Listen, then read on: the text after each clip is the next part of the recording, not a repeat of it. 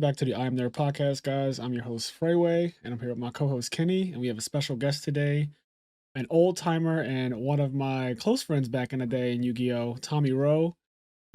He is a well decorated Yu-Gi-Oh player, honestly, one of the best, especially during the 2016, like the BA for GA era, that whole time period when Monarchs were reigning, Cosmo, all of that stuff. He got second place at Nationals in 2016, I believe, losing to Eric in the finals with the Monarch deck. You're playing BA, right? Yeah. And he also won the ARG championship, I feel like, that year too. Yeah, right. It was like a month after. It was Yeah, 25K. that was a crazy year for you. Like going to Worlds, winning the ARG, which is like a fucking $25,000 tournament or something like that. Obviously a bunch of YCS tops in there, ARG tops, all that good stuff. So everything that you would want for somebody who plays the game, like all the success that you could want. And recently, you just this past weekend actually topped the remote duel YCS. Yeah. So that's your first tournament back, or first YCS back, I should say. In how many years? Like 6. I think the last YCS I played in was the one I played you in Atlanta, where I Holy got shit. second. Yeah, That I was, got that was third. literally the last one. So it's funny. Me and Tommy have a history. Tommy has stopped me from winning 2 tournaments. I was going to win another YCS Atlanta. In 2016, I got third playing Pepe the Bosch format, like that one tournament where they emergency banned everything. Tommy stopped me from winning that YCS because I'm 100% sure that with the power of black people in Atlanta, I was guaranteed to win that event. And then Tommy also stopped me from winning ARG, what was it, Syracuse? Syracuse. Yeah, we Yep. played the grand finals, best out of 5. And it was a fucking grueling Necrol's mirror match with Jin and Emptiness or some shit. Like whatever was out back then. I forget all the stuff, but I know Genlock was a thing. I think Emptiness was randomly a thing too still. I don't know why I feel like that, but crazy. Definitely was. Yeah, crazy format. It went to game 5. And then I think like because we kept in Jin, and then game 5, I feel like I ended up getting Gen locked, and then Emptiness got flipped at some point. It was just like GG no re.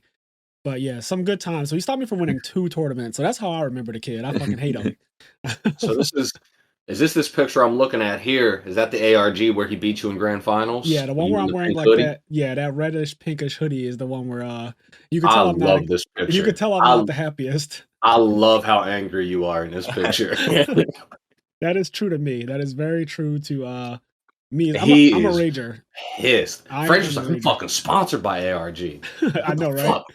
fuck? They're supposed to fix it. They're supposed to put the fix in. You already had a win, though. You Yeah, needed a win. yeah. I could not be mad at all. I was like, all right, I got second. I think second was like $1,000 or some shit. I don't know. I was like, I got second. It is what it is. Like, I actually misplay in game 5 out of fatigue because I remember our games were long. Like, I play generally, I'm a slow player. Like, I'm just not the fastest. And I don't mean like I intentionally slow play. But if anyone's ever played against me or watched me play, like I take a while to make my decisions. And so by the time I got to game 5, mental fatigue and also having just played like I think right before you, I played Nick Ma, and then before Mhm. Nick Ma, I played Tej. Now, mind you, I came to the tournament with these people. So literally I played my entire car ride up to finals. And it was like those matches were very long, and ARG was like recording everything. It's just a lot. So after so many Necros mirror matches and all that stuff, you just get to the point where it's like, fuck this, I can't even think. And yeah, it was good though. Like I had a lot of fun in that 2015, I guess like 2014 to 2016 era. That was when Necros first came out, and like ARG was doing their own thing at the time. So you had YCSs, you had ARGs running concurrently. A lot of good players played back then. Like Hoban was still in the game, Billy was still in the game, Jeff, like everybody. It's a really good time.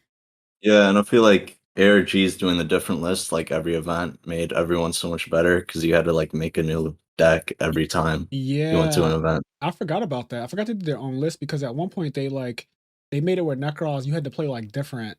Like there was no Trishula, I think. Yeah, like they just kept hitting it.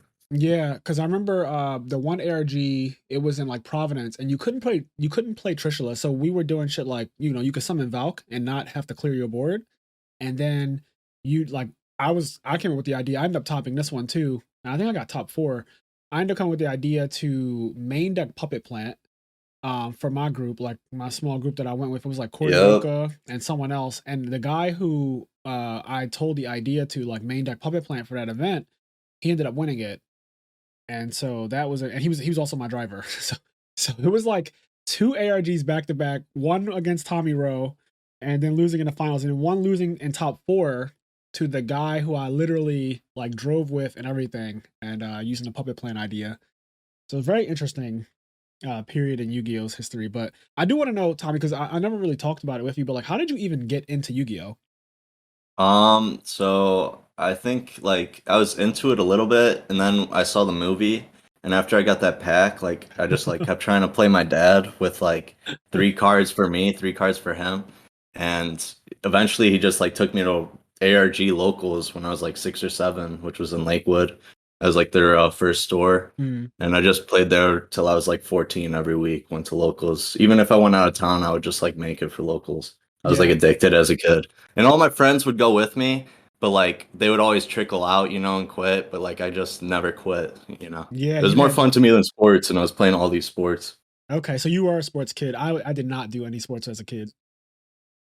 Yeah. Dang, I just realized you said you went to ARG locals when you were like 6 or 7. That means like I don't even know how old you are because you're gonna make me feel like I'm older than your dad. I'm 22.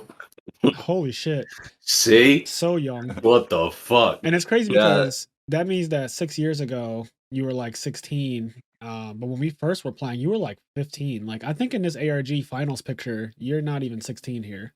yeah. Like I Dang, mean, and that's why I cashed out because I got you like just over taller than him 10K. too. What'd you It's say, Tommy? fucked up.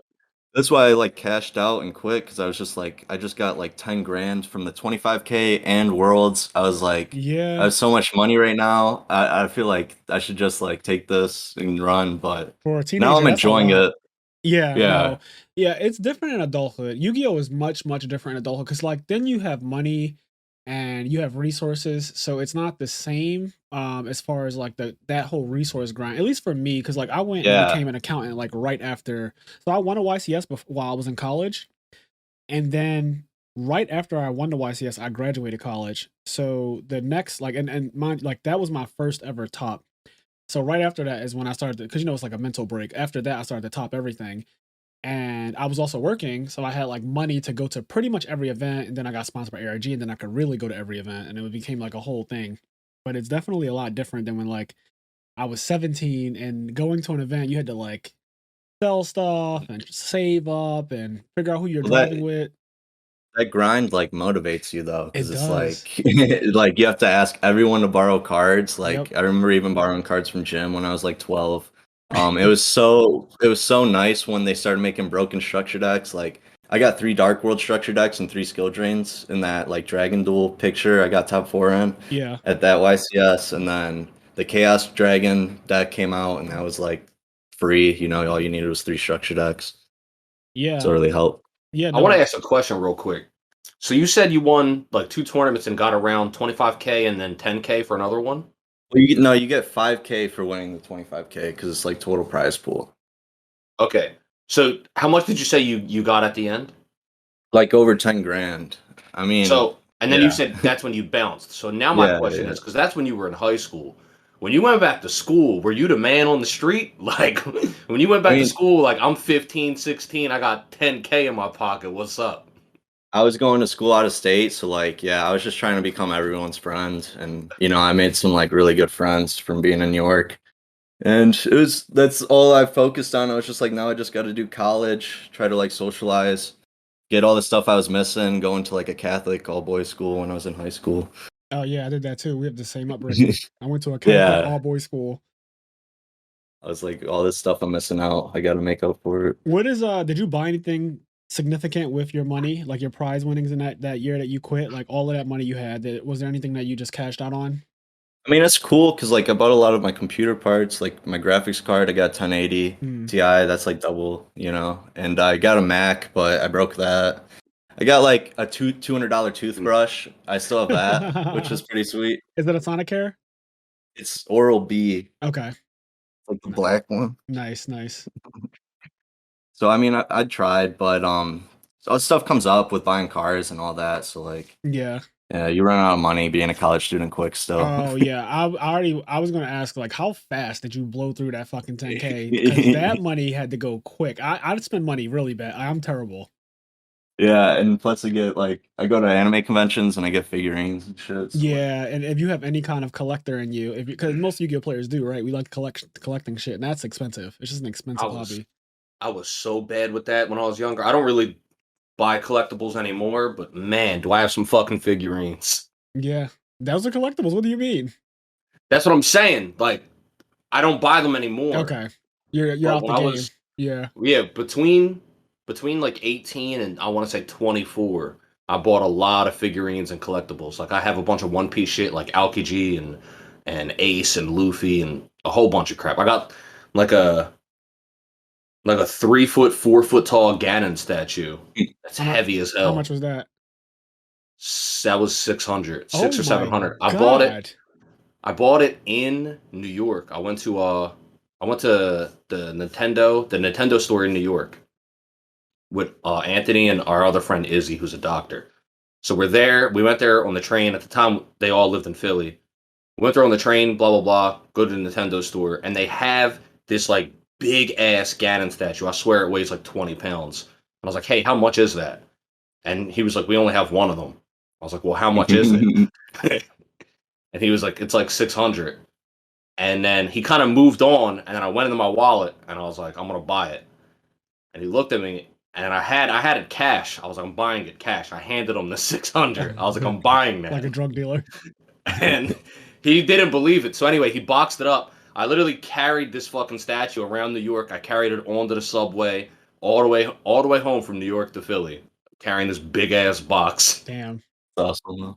Yeah, I've never been into figurines like that. I got a couple pops or whatever, but I've never really been big into them. But I definitely had a thing for cards as a kid, and then obviously that went into being an adult and still having a ton of cards. And even now, I still have too many cards. Like I've been selling stuff because the prices on cards, as you know, Tommy, has just gotten out of control. Yeah, that's what's gotten me into it too. Because now it's like I just regret selling all my Oh cards when my I was god, younger. it's crazy, right? And Yeah, theoretically, no one should have ever sold a single card ever. right. Like Like I sold my Minervas for 500 each. I I sold my went Minerva through that I three. got for third place for 950 on the spot. Like I Yeah, sold me it. too. I got For that one. 950 on the spot, and it is worth thousands now. Yeah, even the giant hands, I remember people buying them for like 300 at Nats. I don't even know And what those they're are worth, but insane. I'm sure it's disgusting. Thousands, yeah. Like Yeah. every card. And then I sold my ultra rare prize cards. I'm not even gonna say how much I got from my ultra rare, like winning a YCS. Ultra rare, I had the Dark Fairies, which is like Yeah. technically 3 prize cards. I and know. and like I got compared to what they're worth now, I got nothing. Like I got absolutely nothing. It Now, doesn't make sense, dude. I don't know if it's like the Logan Paul stuff or what like just changed everything a for couple it to go up so I think much. it's a combo. I think it's a couple things. Yeah, like what Kenny's saying. Like Kenny, what do you think the combo is? Because I have my I think suspicions. I think Logan Paul played a part just because he's gigantic on the internet and Yeah. he was walking around. He had like a first edition Charizard like around his neck, Yep. walking around with that. And then also just like COVID and Yeah. just everything that happened during the recession, everybody being at home and like the prices of all the prices of a bunch of collectibles went through the roof. Yeah. And It's I not just think it was just Yu-Gi-Oh. a It's big everything. combo So of here's what I think. To piggyback off what you're saying, I think that definitely Logan Paul and like other like high end collectors, because it wasn't just him. It was like other people too. Like Logic, I think, had a Charizard or something as well. Yeah, I mean even random YouTubers I see, Yeah. they all have collections now. Twitch they streamers must and have colluded. but it's that, but it's also the fact that there was so much quote unquote free money being given out in 2020. Yeah, yeah. So everyone was getting $600 extra who was like unemployed. And I'm using air quotes here because I know a lot of people were not actually unemployed, but they were still getting the unemployment assistance. Um, so a lot of people were getting extra money, like more money than they've ever seen. Because if you worked a minimum wage job, and let's say you quit your job or you got fired from it during the pandemic, well, now you make like more than double of your actual salary if you worked at that job because of the extra 600 a week. And then, obviously unemployment on top of that. So you're getting like $2,400 a month plus your actual unemployment. So that was more money than most people had ever seen. Obviously, people don't know how to like what to do with their money, just kind of like buy whatever the fuck they've ever wanted. and being in the house all the time, seeing YouTubers and like Twitch streamers showing their nice ass collections, people started to buy collectibles. Also, at the same time, people who had a lot of disposable income there definitely was collusion to just like buy out certain cards. And then once you buy out, like for example, Starlight Appaloosa is a card that went up to like $1,200. And when that card got bought out, it's like, well, now there's none on the internet, so whoever has them just sets the price. So if they just set the price at 1,200, then like that is the price of Appaloosa now, Starlight.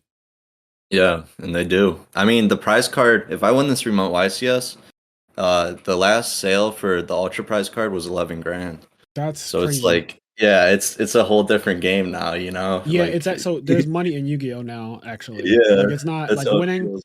Winning a YCS is a legitimate. Like that's a lot of money. Like the 11,000 for playing Yu-Gi-Oh over the weekend, especially a remote duel where it's like you play in your room. Like I could play right now. And notoriety. I mean, I'm pretty sure that's how Pac blew up right after he won It is actually his Pac. YCS. So like, Yeah, I think he's the biggest like online Yu-Gi-Oh player now. You'll yeah, have me start playing again. I'm gonna start cheating. he's such a nice dude too. You would fit right in. I'm gonna start cheating. I'm in there. There's so many stories with remote duels. Yeah, I mean this event I played in though, it was pretty chill. I mean like there was one person that might have cheated against me, but didn't really matter. And like the way cutting your opponent's deck just helps out so much. It's like What do you mean? as long as How do you cut your opponent's deck on a remote duel? well, you just tell them what to do. So like if I tell you to use like pile shuffle into 3 piles, like you're gonna have to pile shuffle into 3 piles. Oh, And then so if I you- tell you like before they draw, if I tell you put the bottom card on the top of your deck, like they have to do that, you know? Okay, I got like you. that. So it's Like just like anyway. Yeah. Yes, you just like give random commands and they just have to oblige. Yeah, and you know you can feel it out if you think they're stacking their bad cards to the bottom, you can punish them. So Yeah, no, it's cool with me. I like that a lot. I didn't know that you could do stuff like that. Yeah, yeah. So I had a great time. I mean, the only time I'd called a judge was on a judge, which was like funny, but it's just because he was lagging a little bit, and I was just like, I'm too afraid of this. But it Yeah. all worked out. The other that's- thing. Go ahead. I was just gonna say that's when the search results for sleight of hand goes up. They're gonna be like, "Oh, you gonna tell me how to cut? Watch this." And that's when search results for sleight of hand starts going up on Google. The other thing I was gonna say is for the remote duel. So you made top 16, right? Yep. But you guys don't actually play it out until January. Yeah, I thought it was 2 weeks, but I guess it's 6. Like It's after it's a long time. It's after Pasadena, right? No, it's a week before. Okay, because I was gonna say if it's after Pasadena, I you think. Okay, well you're probably right because I don't waiting after Pasadena seems a bit ridiculous. Yeah, I mean, what Pasadena's the 14th though, right? It is. It's the 14th and the 15th. Okay, yeah. I just got the Vegas mixed up because that's on the 28th. But yeah, you're right. That's a week before. Okay, so you're gonna play out the top 16 of the YCS remote duel the week before Pasadena. No, after. Oh, it is after. I was right. Yeah, you're right. You're right. Okay, Yeah, okay. 'cause I got the two. So I'm going to Vegas too. So Yeah, well, yeah, you'll see me at I'm going to everything. I'm not Let's playing. go. I'm not playing, but I'm just like I'm going to have fun. yeah, I mean, I did that. I flew to Atlanta just to Yeah, have because fun. I know everyone. Like I know literally every Yu-Gi-Oh player who like is my all my friends and stuff. I haven't seen you guys in years. Like I haven't seen you in years. That's why I was so amazed by like coming back. Like people are just so nice and like Yeah. they've helped me out so much. Like it's really all love too. Yeah. So it's sweet. Yeah, I was really happy to see you come back. I was surprised at first because I know the first thing you went to. Shout out to Rocky Mountain Collectibles. Yeah, big shout out. Yeah, Ellis is really killing it with his case tournaments and just the charity support that he's been doing and just honestly helping the players out. Like he offered to fly me out just to do. I told Ellis I was like, I do not even play Yu-Gi-Oh, and I was like, I don't want you to like waste money flying me to Denver, Colorado, and I don't even play. He was like, you could just do the commentary. Like, just literally, I want you just to get on Twitch and just commentate the whole thing. And I was like, damn, like, you're willing to fly me out just to commentate. Like, that, You should have done it. I know I should have, but I was like, damn, it's like, it was really short notice.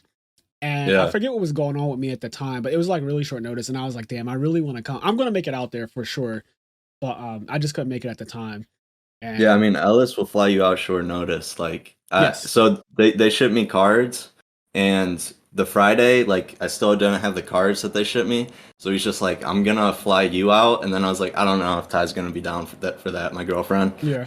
And he's like, I'll just fly you both out. And then he's like, look up the flights. And it's like we have a final and everything. So I'm like just trying to like see if I can do it. And I end up doing it. I fly to Colorado. He gets me all set up. That is absurd. So he's like, I will fly you out, and you're like, it's a problem with my girlfriend. He's like, I'll fly her out too.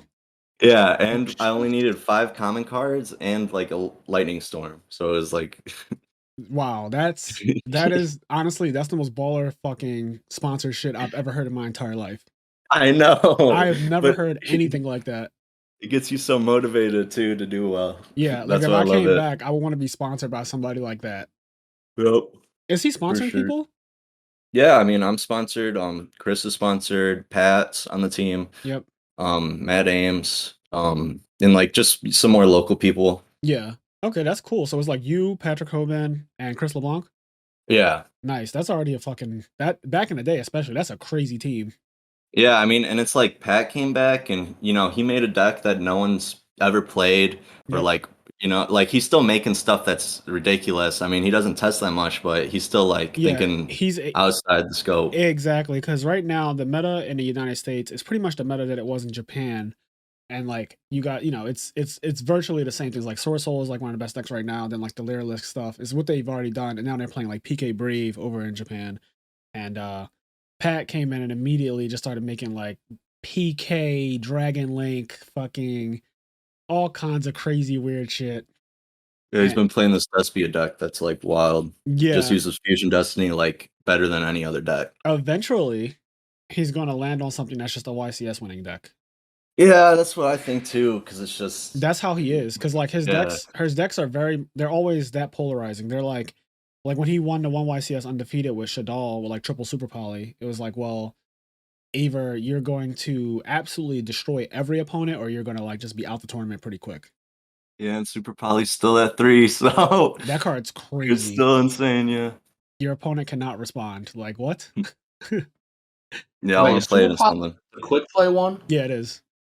Yeah, That's it's the still at original 3? Forbidden Droplets, because you can't How is respond it to still it. at 3? It came I back to remember 3. that card from ever ago. Yeah, it got banned, I think, and then it came Yeah, back, definitely. and now it's at 3 somehow. I don't know how they decided that it should go back to 3, but the card is absolutely sickening. And yeah, it's at 3 again. Somebody's gonna do something with it. Yeah, it show why it should be banned. Yeah. Like I think Dragoon is probably slept on a little bit too. I know people don't like to play it because of the package that comes with it, but I just have to imagine that card is still absolutely nuts. Like it's not played at all right now, but I don't know how long that's going to last. It's only going to take one person to find a deck that can like play it and just, or if you just go second, you just kill the person. Well, and in Hmm. March, like fusions just get so overpowered because this new card's coming out. Well, there you go. The fusion's the wave. Destiny Heroes. I know like Japan. I think I saw some Japan deck lists recently, and they were playing heroes. Like, they were all just playing Yeah, heroes. Fusion Destiny is banned. I'm pretty sure they just had a new list. Yep, and they were in it, and all the deck lists that I saw were all hero decks. I was like, oh shit, here we go. They Also, all play like Masked Heroes now, right? they play mass heroes, and they play some other shit too. Like there's heroes have gotten so ridiculous as you can imagine over time. Like they got power crept out of this world. And yeah, when I was looking at the deck list, I didn't know some of the cards they play. So someone who's better than me would have to like tell me like, oh, that's this, it's so broken or whatever. Yeah. I have no idea. They don't play fucking Wild Edge. No, they play. But I seen malicious, and I was like, this card every single time malicious is playable, it's outrageous. Like Yeah, every time, every format where malicious has been a playable card has been absolutely bonkers. Like Goki was the last time I think, and that deck was insane. Like one of the best decks of all time. It looped your entire hand turn 1. It set up a U-Link board so you couldn't even play. And that was I mean, ridiculous. Verte is such a ridiculous card too. Yeah. It's just free polymerization. Like That it's card never has been to a go. thing. Yeah, Yeah, that has to go. I think that is such a problematic card. Like above all else, Verte Anaconda is so absurd. fusions are busted. Yeah. What did you I guess I didn't even ask. Like what did you play for the YCS? Sword Soul. Okay, so I I think know that's one of the best decks for like someone that's trying to get back into the game too, that played yeah, before. Silverman is currently testing Yu-Gi-Oh right now because he's playing in YCS Pasadena, or he thinks he is. He's not sure 100%, but he like feels like he might. and he said it's a chance for him to go back to back because he actually won the last in-person YCS. Really? Yeah, he was on the Wasn't team. it Pasadena? I think it was. Yeah, Yeah. it was they did. him, Scott Page, and Dominic Couch. Oh yeah. So Yeah, I they. played Dom in top 32. Oh shit! You knocked him out at top cut. Yep, he protos me for water too, so it was kind of crazy. Yeah, so he knew what you were playing. Yeah, and it's just like his board just seemed so unbreakable, and I broke it, so it felt so sweet. Holy shit! That is so I don't want to ask specifics about like your YCS experience because you still have to play top cut. Yeah, I mean, I So can tell you like objective stuff. I mean, 9 out of 16 of top is Swordsful. It's like pretty interesting. 9 out of A 16, lot. so more than Yeah. half of the top cut is actually just Sword Soul mirror matches, basically. Yep, and it's a lot of fun deck, like well, not fun decks, but like lesser played decks, Yeah, like I heard the patrol. Plunders, Yeah, Plunder. Numerons. Wait, what? Numeron. Yeah, like I don't even know what that is. Yeah, I haven't really looked I into actually have no. it. If you put those cards in front of me right now, I couldn't tell you. Yeah, me too. So I'm sure you're studying. Yeah. Is Sword Soul a fun mirror match or is it a toxic mirror match? I mean, I played 7 in Swiss, so I won a lot of them. I didn't win a lot of dice rolls. I mean, I just feel like people, well, for one, people are still trying to play Fusion Destiny in it, which is really bad to me. So like, I feel like that gives me an advantage, but um, I don't know. It's really good.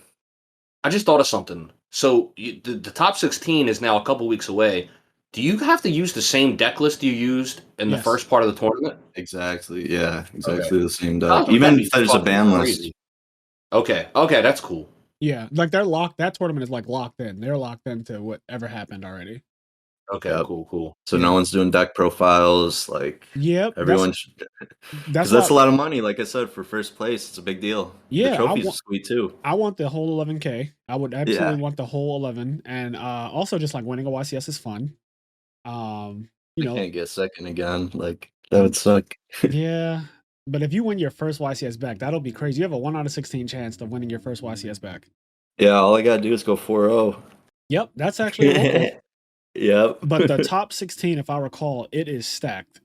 Yeah, it's stacked. I've never met the person I'm playing in top 16, so that's cool. One interesting thing is Hani is playing his brother. So like there's two brothers playing each other I right did see away in they top both. 16. I saw they both topped, and I was happy about that because it could have been a finals, but I guess not. Yeah. That actually, so there was a brothers finals, I believe, like Faisal Khan. Yeah, and Faisal. and I played him Muhammad. on the bubble for top 2. Damn. Interestingly enough, yeah. There's a lot of good people. Yeah, no, I saw Kamal went undefeated in Swiss. I saw Jesse Cotton topped, I think. I mean, it blows my mind. I try to tell my friends they gotta enter. You know, it's just a free chance at doing well. You don't even have to fly somewhere. Yeah, no, it's honestly like if I'm doing a lot right now, so I tell people I literally don't have the time because if I'm gonna play Yu-Gi-Oh, I want to be super competitive. I was never a casual, so that for me that means devoting a lot of time to it. And between being like having a full-time job and also doing this podcast twice a week, and then we do like exclusive episodes for Patreon only, and just a lot of it, like just life in general. It would be a lot for me to try to also add Yu-Gi-Oh to this. Yeah, I mean, it already has been for me. Like, I should be doing way more interviews, you know. Yeah. But I've been having too much fun, and it's been like too wild of an experience, especially with the Rocky Mountain situation. Yes. Yeah, no, Awesome. I can imagine. It definitely makes it a lot easier to get back in when you have somebody backing you like that, like on that level. That's definitely awesome. And everyone else is back. Like, we never left like 6 years ago. It was the same exact people I was with. Like, even Drew was at that event too. No, Drew is like one of my closest friends. He comes to my house all the fucking time. Like, literally, I love Drew. I like everybody. Royce, like everyone. Yeah, he was the person I was guilting the most about not playing. I was like, you gotta play Drew. He's like, you I'm know, not even playing with multiple Drytrons. Yeah, he loves his Drytron deck. I mean, that deck's super solid. I think it's just so underrepresented. I think it's like probably the second best deck.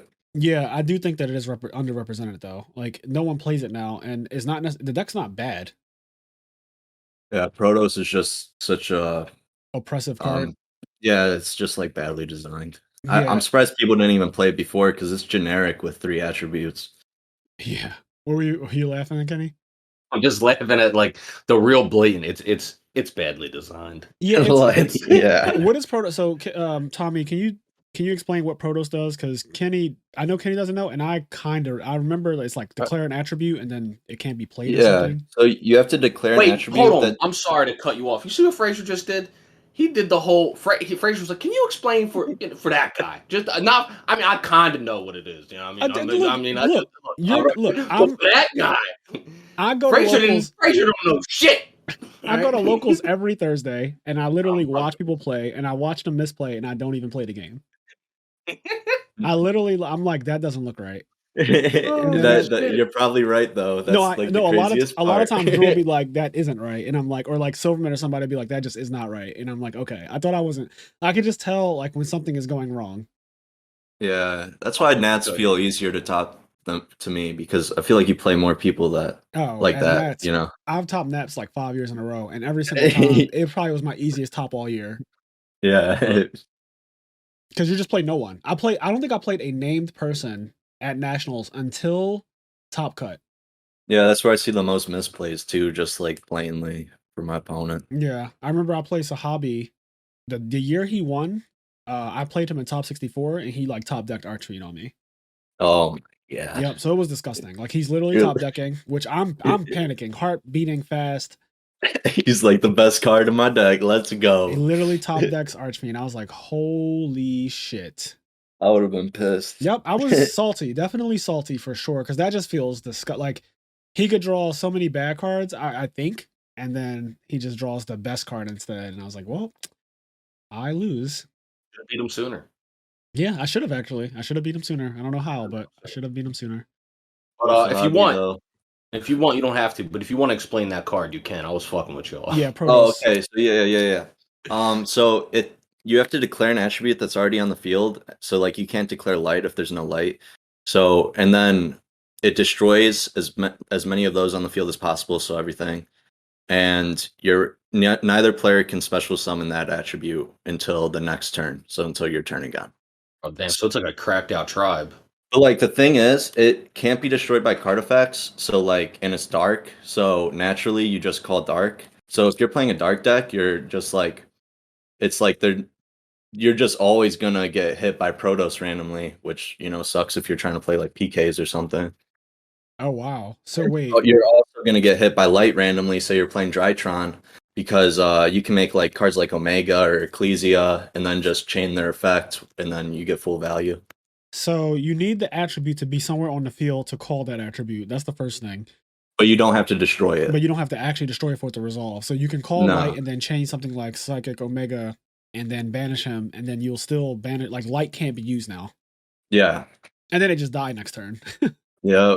Yeah. I mean, because like all these decks are like one attribute, like PK is dark, Drytron's light. That's why people aren't playing Drytron. It's just because of that card. Damn, so that card single-handedly is keeping that deck at bay. Okay, that's good to know. I never understood why. I thought that Drytron just got dropped mostly because Source Soul was new, and I know how Yu-Gi-Oh players are. I mean, Source Soul is sweet because it doesn't. I think it bricks less than any other deck, and like bricking now is just really bad because you're guaranteed to lose if you brick. Yeah, it's very unlikely that both of you brick. That's why they play prank kids now. That way you can't use that card on them. Yeah, prank kids are probably way better than it's getting represented too. Like like Drytron. I saw prank kids top something. They top both YCSs. Okay, so I'm not crazy. They did actually top both these remote dual YCSs. Yeah. Yeah, I think it got top 8 in EU. Maybe. I just love how much people hate that deck. I still barely know what it does, so I'm glad it's not in top 16. Well, what I've learned is it just burns and gains life. Yep. And I always bring that up because the new time rule, Tommy, is probably the biggest change that you experience now from being an old player going into like the new Yu-Gi-Oh. Yeah, the first event I played in, I lost because I just didn't know that was the rule. Oh shit! Yeah, so they called time and it just. I was in main phase. Yeah, I played Red Reboot and I had game on board, but like I was just kept going, and then I was wondering why my opponent wasn't scooping, and it was obvious now. Like I was at 4K. That actually sucks, dick. Like really. Yeah, that's like why I didn't want to play. Holy shit, that sucks. Yeah, so Prank Kids burns you and it also gains life. And I was telling people because it won a YCS. I think Pac actually won a YCS with it. And I was saying that I feel like, not not saying that he's slow played or anything like that, but I feel like every time that goes on a time, it just has to be game immediately because Yeah. you do it during main phase. So you don't even have to enter battle phase to deal damage and gain life. It's kind of the same thing that fucking what's that deck? Sky Striker, the bad deck. That deck does the same exact thing. It can gain life in main phase, and decks that can do that are just toxic because one, if you're dealing with somebody who slow plays you, it's just really, really like annoying and scary. And two, you really can't even call them out on it. It's like, well, that's what your deck does for one. Like it's built into your engine. You know what I mean? Like it's not even like it's Yeah. not like I somebody would sided in a card. I would say the worst part about it is just for casual players, because like if I don't know what your deck does and you're doing this full combo, I'm gonna have to read every card. Yep. So if my Sword Soul deck has Long Yawn, I get to burn you on my like if we go into time Yep. because I was the one who's taking all this time reading all your stuff. So that definitely sucks for like people that play decks that no one knows what their cards do, and it would Yep. scare me to play those decks just because of that. Yeah. And Prank Kids, when that deck did win, I don't think there was any other deck that really gained life or dealt damage in main phase without doing something weird. Like it's like as part of its engine. So Sky Striker might have been played, but that deck was awful. And because I don't even think Engage was out at the time. But even if it was, Sky Striker still awful. So Sky Striker is like pretty bad back then. They didn't have Fusion Destiny, probably didn't have Engage. So that could gain life, but like no one should be playing it. And then Phantom Knights, I don't think they deal any kind of damage in main phase. And Virtual World was another deck that was played. I don't think the deck does anything with damage. Like most of the decks could not do anything like that. But then Prank Kids, here's Prank Kids, which is actually a legitimate deck because all the cards do the same thing. Like all of the monsters lead into the other monster. So they're like gadgets.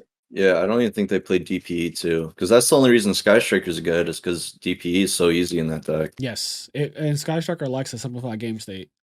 Yeah, and it's like, well, Sky Strikers to me too are like a better spellbook deck from Yes. like after Judgment got banned. It's Yeah. pretty much like the same exact thing. Yeah, it just whittles your cards down, and then once the game stays simplified, it's just going to beat you every time. Yeah, and that's like my least favorite deck of all time. It's spellbooks with Fate, like Yeah, just having that that format. slow grind of losing all your cards over time. Drawing an extra card, draw phase off the field spell. Yup. Yeah, it's really bad. Um, one of the things I wanted to ask you is, so what do you feel now that you're one of the people who came from what I would call like old Yu-Gi-Oh, where we were not special summoning like whole fields turn one and passing with like a crazy board, and now like the game is pretty much just do that or break the board, um and also like the new time rules and stuff. I don't know. I feel like it's pretty similar because I feel like even in these formats, people aren't figuring everything out and like the time constraints they have until like the next list. Yeah. So it's like because I see goats exploded with like all these different decks. Like no one's playing the original goat mirror match, you Nope. know. And I feel like that would still happen like 10 years from now if people came to like this list or this format and they would say like, why weren't people playing this? So I mean, it's really similar, especially with the deck like Sword Soul. It just feels just like real Yu-Gi-Oh. I mean, the Omni Negates is something that like wasn't as accessible, and it's Yeah. like you just play through cards in a different way because it's like you know your opponent's trap cards now, like definitively. You don't have to read a set because it's like Baron is the Solemn Judgment. So like Right. So you know that exactly what aspect's you gone. have. Yeah, you know exactly what you have to do to break the board. You can see all of it. Yeah, and then there's only like 6 hand traps, so like there was just like so many more trap cards back in the day that you would have to read. I feel like than the amount of cards you have to read now. Okay, that's a fair assessment actually. Yeah, just with like the hand traps. And how do you feel about the? Because one of the things I really like is that there's a lot of cards to help break these ridiculous boards now. You have like Dark Ruler No More, you have Forbidden Droplet, you have like Evenly Matched, Lightning Storm, and a couple others like cards that Nibiru, like to prevent it, I guess at that point. But like cards that just help to break these boards. Like, how do you feel about those ridiculous go second cards? I don't know. Yeah, it's like games 2 and 3 just don't even feel real because it's just it seems so dependent on game one because those cards are broken, but it's like that's why I feel weird that people choose to side like going first cards and you know like hand traps because those going second cards all do the same thing and they're all pretty busted to me. Yeah, Like evenly matched. I mean, it's like too much value for one card, and it does like you know Dark Ruler No More. They pretty much do the same thing, but like you have 6 now, so I think all those cards are insane. Yeah, they just helped to make the game like, because okay, there was a period that you and I both missed, but I was judging regional, so I was around it. It was the like Thunder Dragon format, and it was also the Danger format, and they kind of merged at one point. It became Thunder Dragon Danger, but that and then also Goki, I would say those decks literally turn one would like summon so much shit that you couldn't play the game. You couldn't search your deck because like Colossus was a extra deck monster that say your opponent can't like search, and then they would have a bunch of other link monsters and shit. So you just couldn't play. And but there was no Dark Ruler no more. There was no there was nothing. Like there was literally nothing. You just had to like hold that. So when somebody went first and they opened the nuts, it was pretty toxic. I was saying 2018, like that 2018, 2017 era. And now, even though people can still create these crazy ass boards, like Sword Soul's first turn board is pretty ignorant overall. Like it's game if you don't respond to it. And Yeah. but like it also I've seen Sword Soul lose a lot after they establish a big board and that board just gets broken. Really, like I just broke your board. Now I'm playing with the same board you just had in the mirror match. But yours is gone. You have like a Moye in your hand, but I'm just gonna fucking negate it and you lose. And you can still make deck calls, like, because these cards don't do exactly the same thing. Like Dark Ruler, if you have like 2 trap cards, then you're gonna fare better if you have hand trap. But evenly, it's like you want more hand traps and then cards on the field. So it's like you can like everyone chooses usually two, like only 2 out of the 3. Like they're not playing Lightning Storm evenly and Dark Ruler. Right. So I think having like all these cards that do stuff that's slightly different is only better for the game. Yep. What was I gonna say? So to kind of go in a different direction here, did you used to watch the Yu-Gi-Oh anime at all? Yeah, well, like I said, I went to the movie, but I haven't like rewatched it ever. Okay, but when you were Which growing up, did you? which Yeah. movie was that? I don't know. I think it was the original one, just like with Yugi versus Kaiba, I Okay, like at the opening. okay. the one that I remember is the one where you got like Blue Eyes, Shining Dragon, and Pyramid of Light and all that stuff. Yeah, that was all in the pack, the movie Okay, so pack, you got right? that Pyramid of Light, right? Yeah, that's what I remember. I remember that being in the And movie. like the different like Sphinx monsters or Yep, whatever. yep, Yeah, yep. Thene the Great Sphinx. Yeah, I love GX too, though. you look Okay. like a fucking person that would like GX. Yeah, GX was sweet because there's just like that's all you wanted was a school where you could play Yu-Gi-Oh. Oh my Like, god, Duelist Academy. That would be so broken though, like a real life Duelist Academy. yeah, it's like that's all I wanted because It, we didn't have anything. I was playing on the DS game to, play Yu-Gi-Oh outside of locals. yeah, and those typically didn't even follow the real rules. Yep, you just had to play these like weird like established game state games to figure out how to OTK them. Yeah, I used to like that too. The dual puzzles, you like solve it. Yep. Yeah, Not now everything's just a dual it puzzle. That's is. how it feels. It is. Like That's why literally character just dual puzzles. people who played back then in those DS games and broke the boards are better now. Like you, like you fucking used to break boards for a living. It's just like okay, this is nothing new. Yeah. I mean, it's just weird. I don't know if it's like people still just like everyone just likes playing what they like to play. I feel like in Yu-Gi-Oh. And everyone's so nice in the community now. Like people weren't as mean as they were when I played. Yeah, we were definitely the community that I grew up in was much harsher as far as okay, so to be specific, when I went to YCS Atlanta 2010 and the player meeting, because this is back when I used to do player meetings, so I'm a true boomer here. Back in my day, they used to do player meetings, so everybody just sat down in front of a person who had like the same last name. So I would just be surrounded by Smiths basically. Anyway, and during the player meeting, one of my friends turns around, he says, Fraser, what are you playing for this event? And I was like, I'm playing Gravekeepers. And he was like, why do you always do this to yourself? And I was like, I don't know, man. McCabe convinced me like I think the deck is good. Like I don't know, but it made me really feel bad. Like I felt genuinely awful when he said that because I was thinking to myself like everyone here is playing X Sabers and plants, and like there's some black ones and there's some light sworn sprinkled in, but for the most part, the best decks at the time for that event, people thought anyway, were X Sabers and plants. And here I am playing this fucking janky like Gravekeeper deck that literally no one in the room is playing this shit except our little group. And at the time, I had gone to YCS before, and I would play like stupid shit, and I would just not do well. And so he said, like, why do you always do this to yourself? And like immediately, like my fucking that sinking feeling happened, like where you feel it in your chest. And I'm sitting there like, yeah, why do I always do this? Like, here we go. I play like round one, I win, play like the next couple rounds. Like I'm doing well. And then I end up winning that event. And then it's just like a funny thing where I feel like if you listen to people and like their really harsh opinions sometimes, because even before that event, like I almost got talked out of playing the deck. And just like there's been other events where I did well and people tried to talk me out of what I play, and like not to be results oriented, but I feel like when you have a conviction in something, when you know that like your deck is good or you're confident that your deck is good and you know what at least you know what you're doing, you know your matchups. If you're comfortable with that, I don't think there's anything wrong with playing that deck for the tournament. Yeah, I would prefer that than like doing what everyone else says because I mean that's what I did for this event. My friends were all telling me different like opinions and like Yeah, they probably like play bird just up. It's the best deck. And it's like, yeah, I don't feel comfortable playing that deck though. or just yeah, with like playing more consistency cards. I mean like everyone's addicted to hand traps, for example. Like people love them. Yeah. That's so weird to me. You know, that wasn't like in, I don't we just didn't play hand traps when like in that pendulum YCS that we both Oh, topped, you know, zero. not Zero. everyone was playing 3 max C even like I didn't yeah, play a max single C Max took C anywhere in my forever. deck list.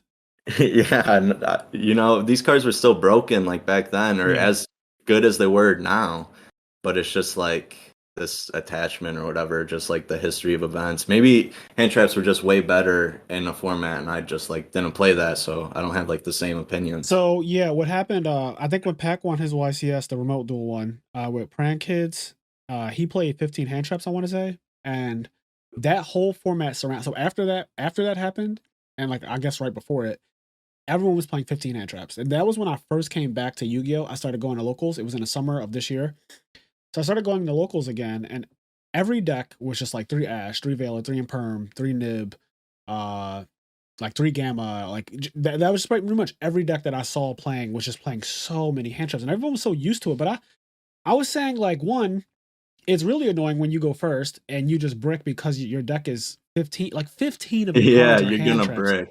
brick. So you brick, but then like Prankers have the broken thing where one of their monsters is full combo. So it makes sense that that deck can get away with it more than a deck like Drytron, where Drytron it does not have a single 1 card combo, not one. All of its Yeah. combos require 2 cards minimum. So if Drytron plays 15 hand traps, that deck fucking sucks. And me and Drew would talk about this often, like on the rides home from locals. Like, yo, I think that you're not supposed to even play hand traps in Drytron like that. Like, I think that you just play Drytron and play like boards, cards that crack boards and stuff, but don't actually play 15 hand traps. Like, Yeah, because I mean, when you're playing those cards, it's just, and you're like, I've had times where opponents hand trap me 3 times and still lose, and I'm like, you literally opened all of them. So it's like you can't open one, you can't open three, you have to open two, is how it feels most of the time. yeah, Like going second. you definitely need to open two, which I don't like that. I do not like those odds. I don't like that. You have to open two, and you also have to obviously know when to use them because a lot of people just throw their hand traps out. Yeah, and cards are so powerful now. Like you're literally just your effect value is literally just negating one effect. Like Yeah. I don't know, the value is just not there. Like they still keep their monster. It's weird. Yep, and then keeping their monster results in them turning it into a fucking anaconda, which turns Yeah. into at the time it turned into Dragoon, and now it's turning into an even more ridiculous thing, fucking DPE. Yeah, so, like the cards are just more situational than people give them credit for. Yeah. They're like, oh, okay, you stop my play. I'll just summon a second monster, summon Anaconda, make DPE minus the E, and now you're just Yeah, getting pot fucking agreed. yeah, you're just getting DP'd now. It's really bad. I don't know what they'll do for this ban list though, because it just seems like I don't everything's in the spot they want, but I do think they'll ban Protos. But Is it's Protoss just banned at all weird. in Japan?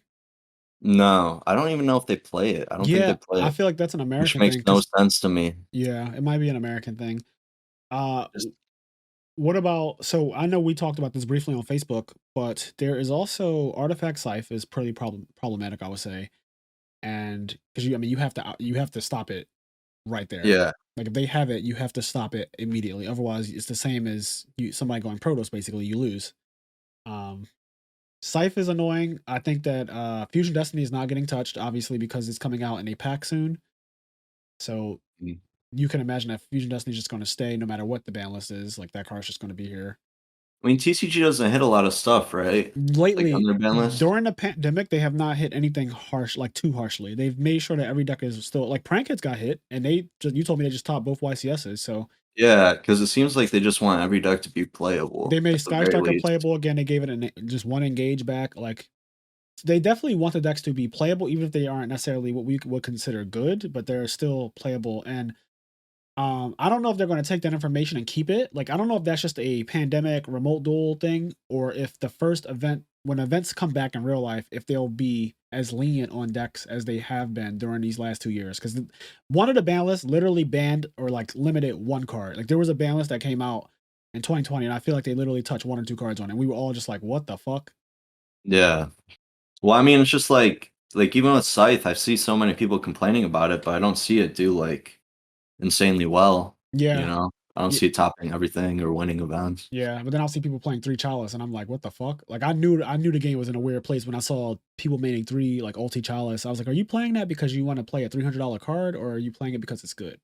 Yeah, because all you need is 3 cards to play, so you Yeah. get to choose what they negate. Like you're forcing a Baron negate on this one card, so all 1-for-1s. I mean, it's kind of like a worse imperm. Yes. But yeah, the game is Um, definitely interesting space. What were you gonna I want talk? to ask you guys a question because you guys just said something that kind of made me think of something. Do you feel that it's weird that Yu-Gi-Oh's formats are still separate between the regions? Like I wish that Japan and America, for example, had the same ban list. Their cards did the same thing. They also, I guess it's hard for them to come out at the same time, but it's weird that I don't know a single Japanese player. I don't know the name of a single Japanese Yu-Gi-Oh player, and I think it'd be cool, like how you have in other games, you have those battle of the regions and shit, Yeah. and you can't really get that in Yu-Gi-Oh because y'all are just playing different games. Yeah. Yeah, I think Master Duel is going to change that, and that's why they probably won't change it ever again here. But Master Duel will probably fix that, That's a right? good point. I didn't even think about Master Duel uniting the regions. Like, that's a really good point, though. Yeah, because it's just all on the same stuff. I mean, Duel Links is all the same format, for example. I would So like it's already that. a precedent for it in Duel Links. Yeah, yeah. Then I Interesting. mean, I would like that because it's weird, and I imagine it's true for a lot of American players, and I know it's got to be true for Japan players. Like all the Japanese players, they don't know Tommy Rowe, Fraser Smith, Patrick Hoban, Billy Brick. You know what I mean? Like they don't know all of these names. They might know some of them, but it's a Yeah. different culture too. Like, I mean, my one friend here, he's a teacher and he's from Japan and he played there, but like he said the atmosphere is just so much more casual to have fun. Like we're just gonna play like one of like cards we like, like one mm, lightning storm because it's cool or that feels good. yeah. I So like it's just that. yeah, it's just really different Yeah, they're in less like how I competitive. perceive it. Yeah. Yeah, and that's just it's interesting. But you And know what? They wouldn't be less competitive if if Fraser Smith and Tommy Rowe got on a plane and went to one of their tournaments and housed everybody for 3 tournaments in a row, I guarantee they wouldn't be less competitive. They'd start putting some shit together. They'd mix something in the kitchen. All right. yeah, the Japanese have known to be good too. We see that at Worlds all the time. I mean, they perform really well in general, and then typically the U.S. performs pretty bad. Mm. Yeah, I I don't know. Worlds is such a weird format, though. It's like I almost feel like at Worlds you have to make weird things like weird calls like that to play these one ofs that might just be broken in like the high variance cards is what I'm saying.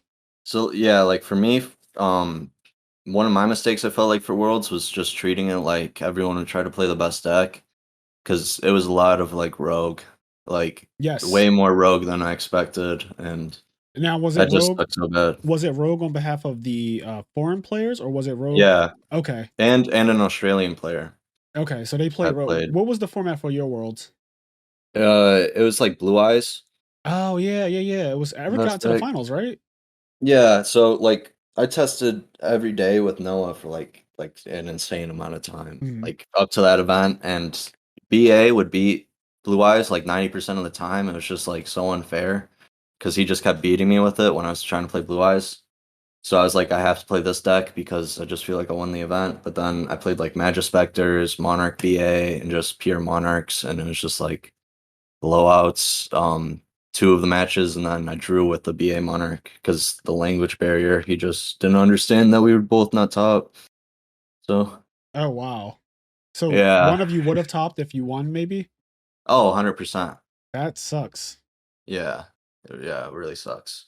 but like I still don't get too discouraged by it because like Bowden was playing Blue Eyes for example. He's really good. He went 0-5. So Oh like my lord. yeah, so it was a weird format. I liked it a lot though. Yeah, and then the finals was Blue Eyes versus Blue Eyes, right? Yep. And he wasn't playing 3 Max C, which blows my mind. The dude who won. Do you feel like that was mandatory at the time? Yeah, it was just like your opponent passes their turn, you know. So I wonder, how does the guy who doesn't play what you think is a mandatory card win the whole event? That's so interesting. And he's won Worlds already once, so Oh, that was like the he's guy won who he twice. like back to back Yeah, it. Yeah. yeah. Like so, like I have no idea what I'm talking about when it comes to Worlds. That's how I I feel with the well, Japanese players. I think that no one does in this country. Like I don't think that anyone in US or Canada understands Worlds, which is pretty much why I mean I know Sahabi won, but like I pretty much feel like no one in the US understands Worlds. Like every single time. One, like it's definitely true that we don't send the best players, and it's just the way our systems work to send people. It's just I don't think the best, which really sucks. Can And you they explain that real quick? Why? What would our system be? Why do we send bad players Let so me go or not the to the best bathroom real players? quick. Be what quick. would you say, Tommy? So I'm gonna go to the bathroom quickly. Okay, go ahead. All right, cool. I'm So just you. one no. One of the I'm just gonna keep going. Is that okay? All right. Yeah. Okay. So back in the day, the people who went to Worlds from the US were just the people who did who got top 6, I think, at nationals. So there was you could let's say I won 2 YCSs. Like Billy Brick in 2011 won 2 YCSs back to back, right? Yeah. For the entire year of 2011, if you added up all his tops, because he topped a ton that year as well, not just 1, 2 YCS, he also topped a ton. There's no question that in 2011, Billy Brick was the best player in the world. Yeah, he was Just killing it. like there's no question about that whatsoever. He's the best player, just by like obviously all of his accolades, like he's proven it, his results, everything. Like he's the best player 2011, no question. However, you would think like for 2012, what he did in 2011 should qualify him to go to the 2012 Worlds by default because he's just the best player in the United States. Is Worlds the top of the year? Worlds is actually in the summer. So like when Okay. he won his 2 YCS, it was after Worlds. Okay. But even the way they do it now is Yeah, so it's going into the new season though, because it's already after. Yeah, I got you. exactly. So he won right after Worlds. So he's Yeah, so starting the new season. exactly. So actually, he actually won the first YCS after Worlds. Okay, we're just talking about how the old system was for going to Worlds. So I'm telling them that the top 6 people from nationals went, which was a terrible system because someone like Billy Brake, who won 2 YCS in 2011 and like topped every single event in 2011 pretty much, doesn't qualify for Worlds because he just didn't do well at nationals, which is pretty silly. Like, Yeah, that's silly. so the first part is that unlike Magic that has a point system and like a system of you do well consistently, you qualify for the Pro Tour, which then you qualify for Worlds, and it just makes sense like that way. Yu-Gi-Oh was just like this one tournament. If you're just lucky Yeah. for this one weekend, like you go to Worlds, so you don't necessarily have to be a good player really at all.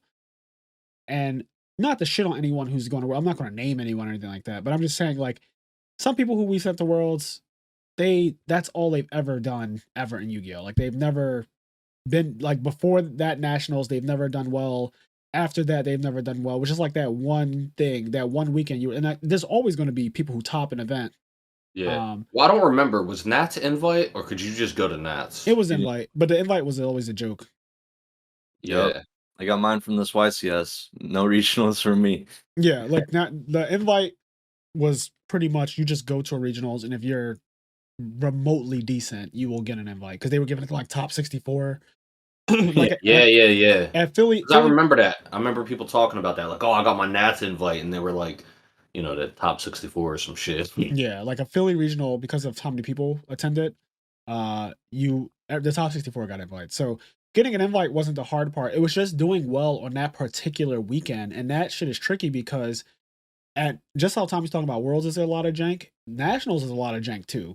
Like, people show up to Nationals because a lot of people are like, "Oh, I'm just going to get the invite, not the invite, the mat, the dice, and whatever other shit Konami gives out." Some people just like, "I'm just going because it's Nationals and I just have to go." And I want to.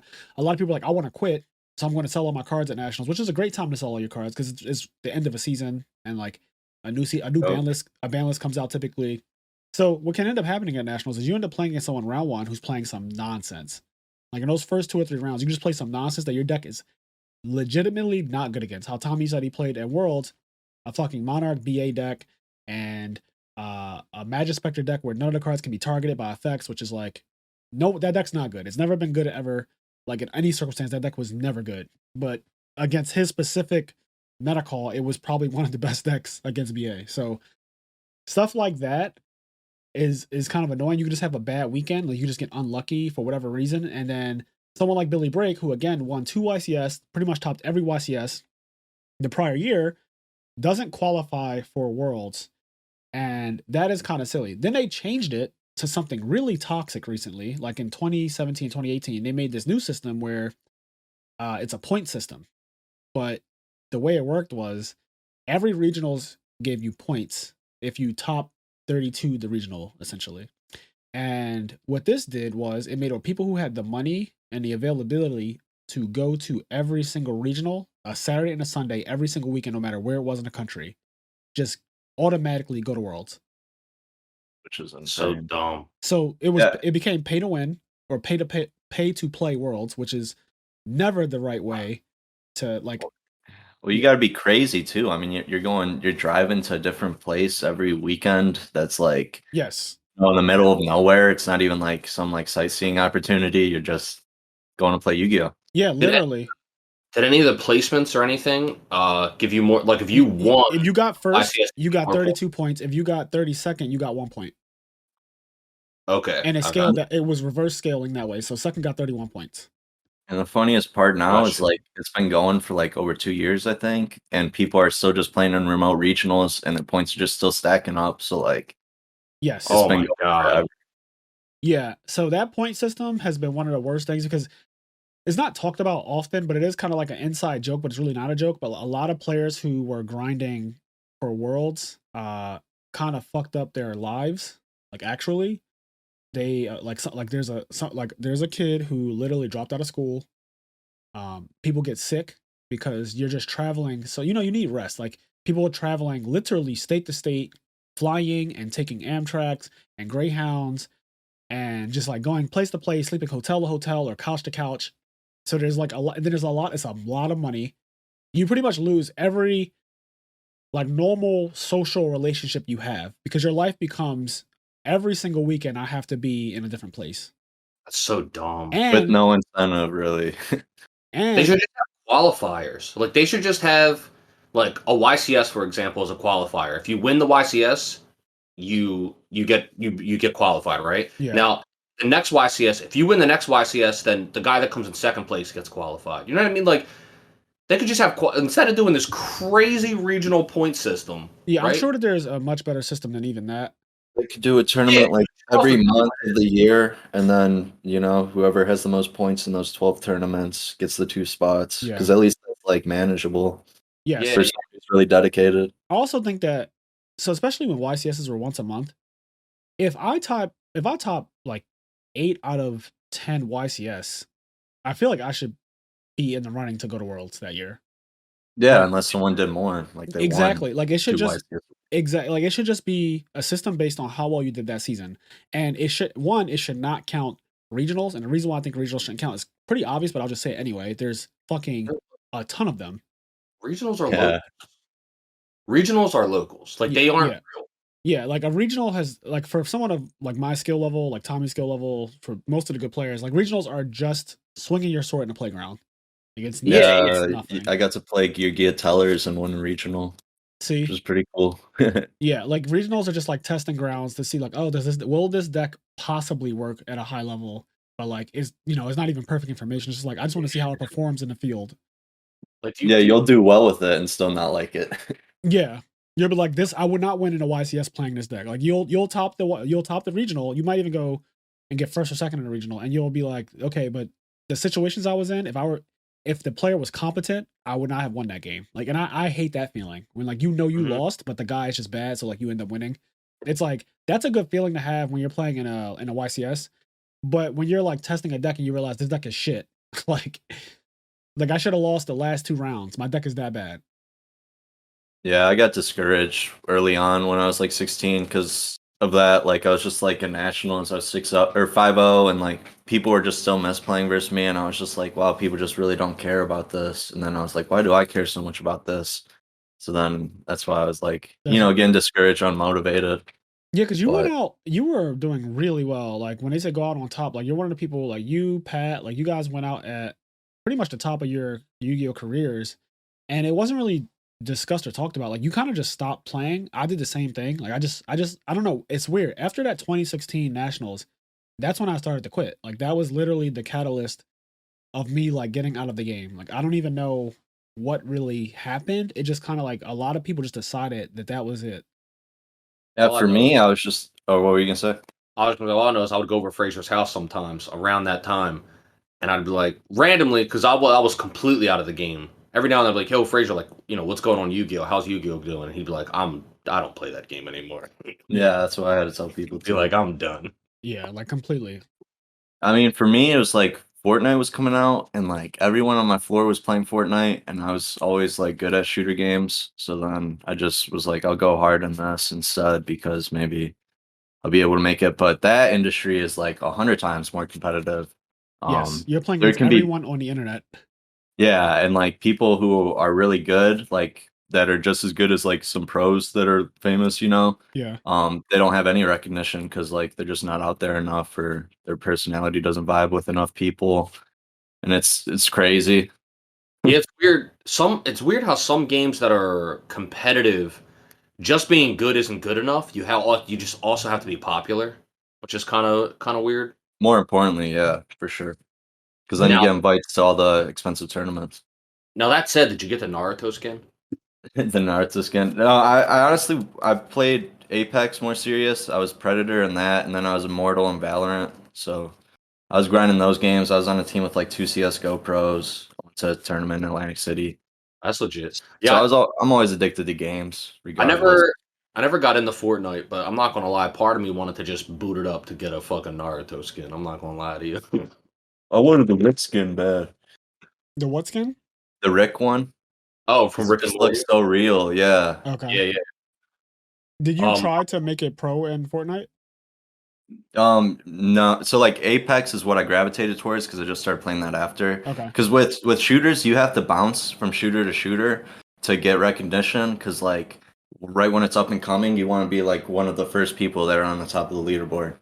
So Right. like you gotta just like keep, because your skills carry over to any shooters. Like Okay. yeah, yeah. I just kept hopping from game to game, but like I make this YouTube for Yu-Gi-Oh, and it's like I get like 10 times the views I did for that. So Yeah. Yu-Gi-Oh is my home. It's interesting Did you because Yu-Gi-Oh ever? is such a smaller community compared to the shooting game community too. Yeah, Yeah, but but it's there's just less competition to be a personality. True.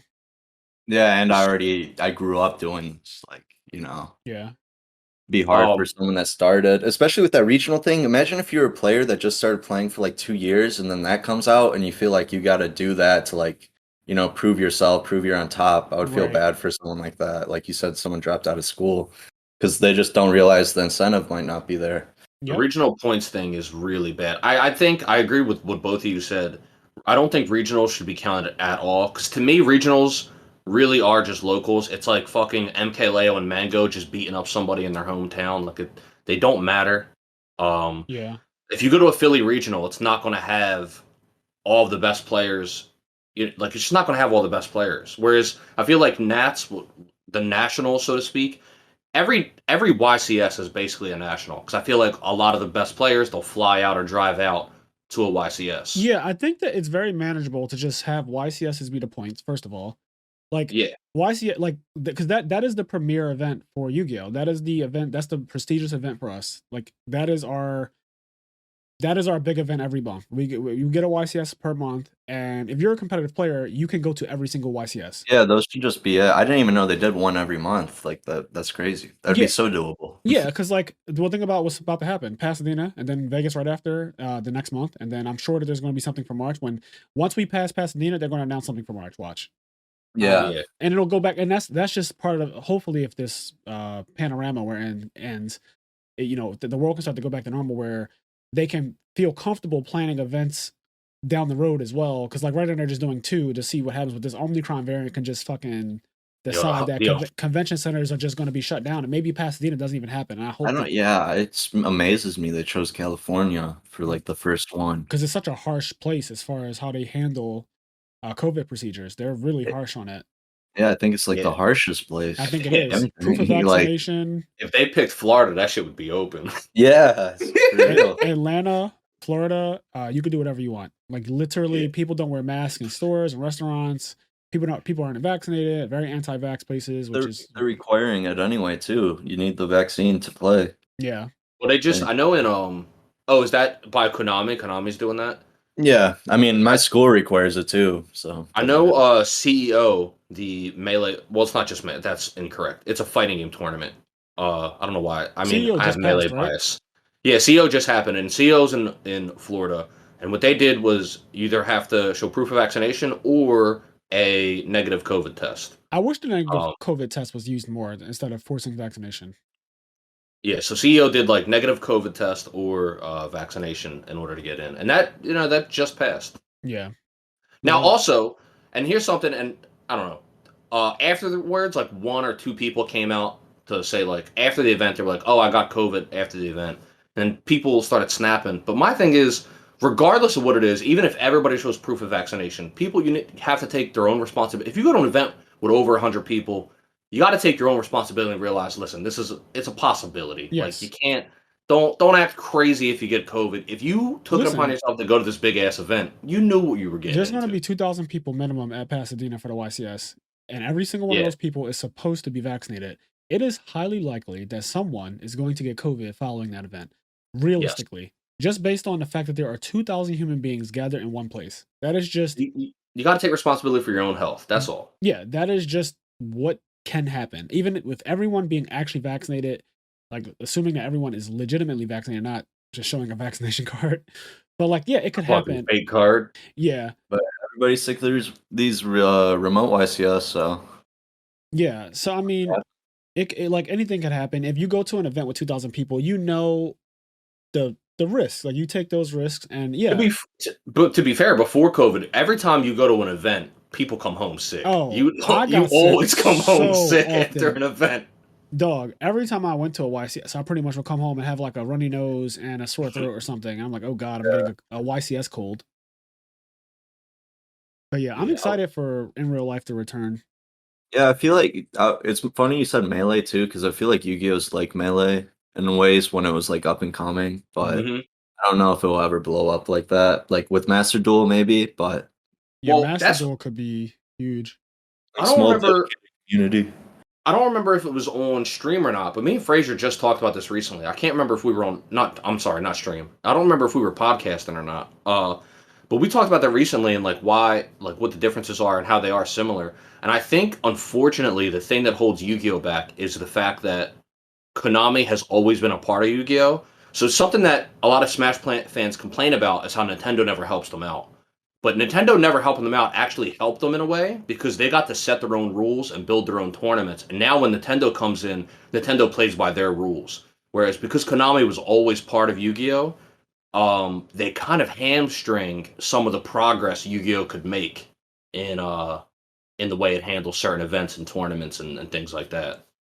Yeah, I mean Nintendo's just like such a bigger company too.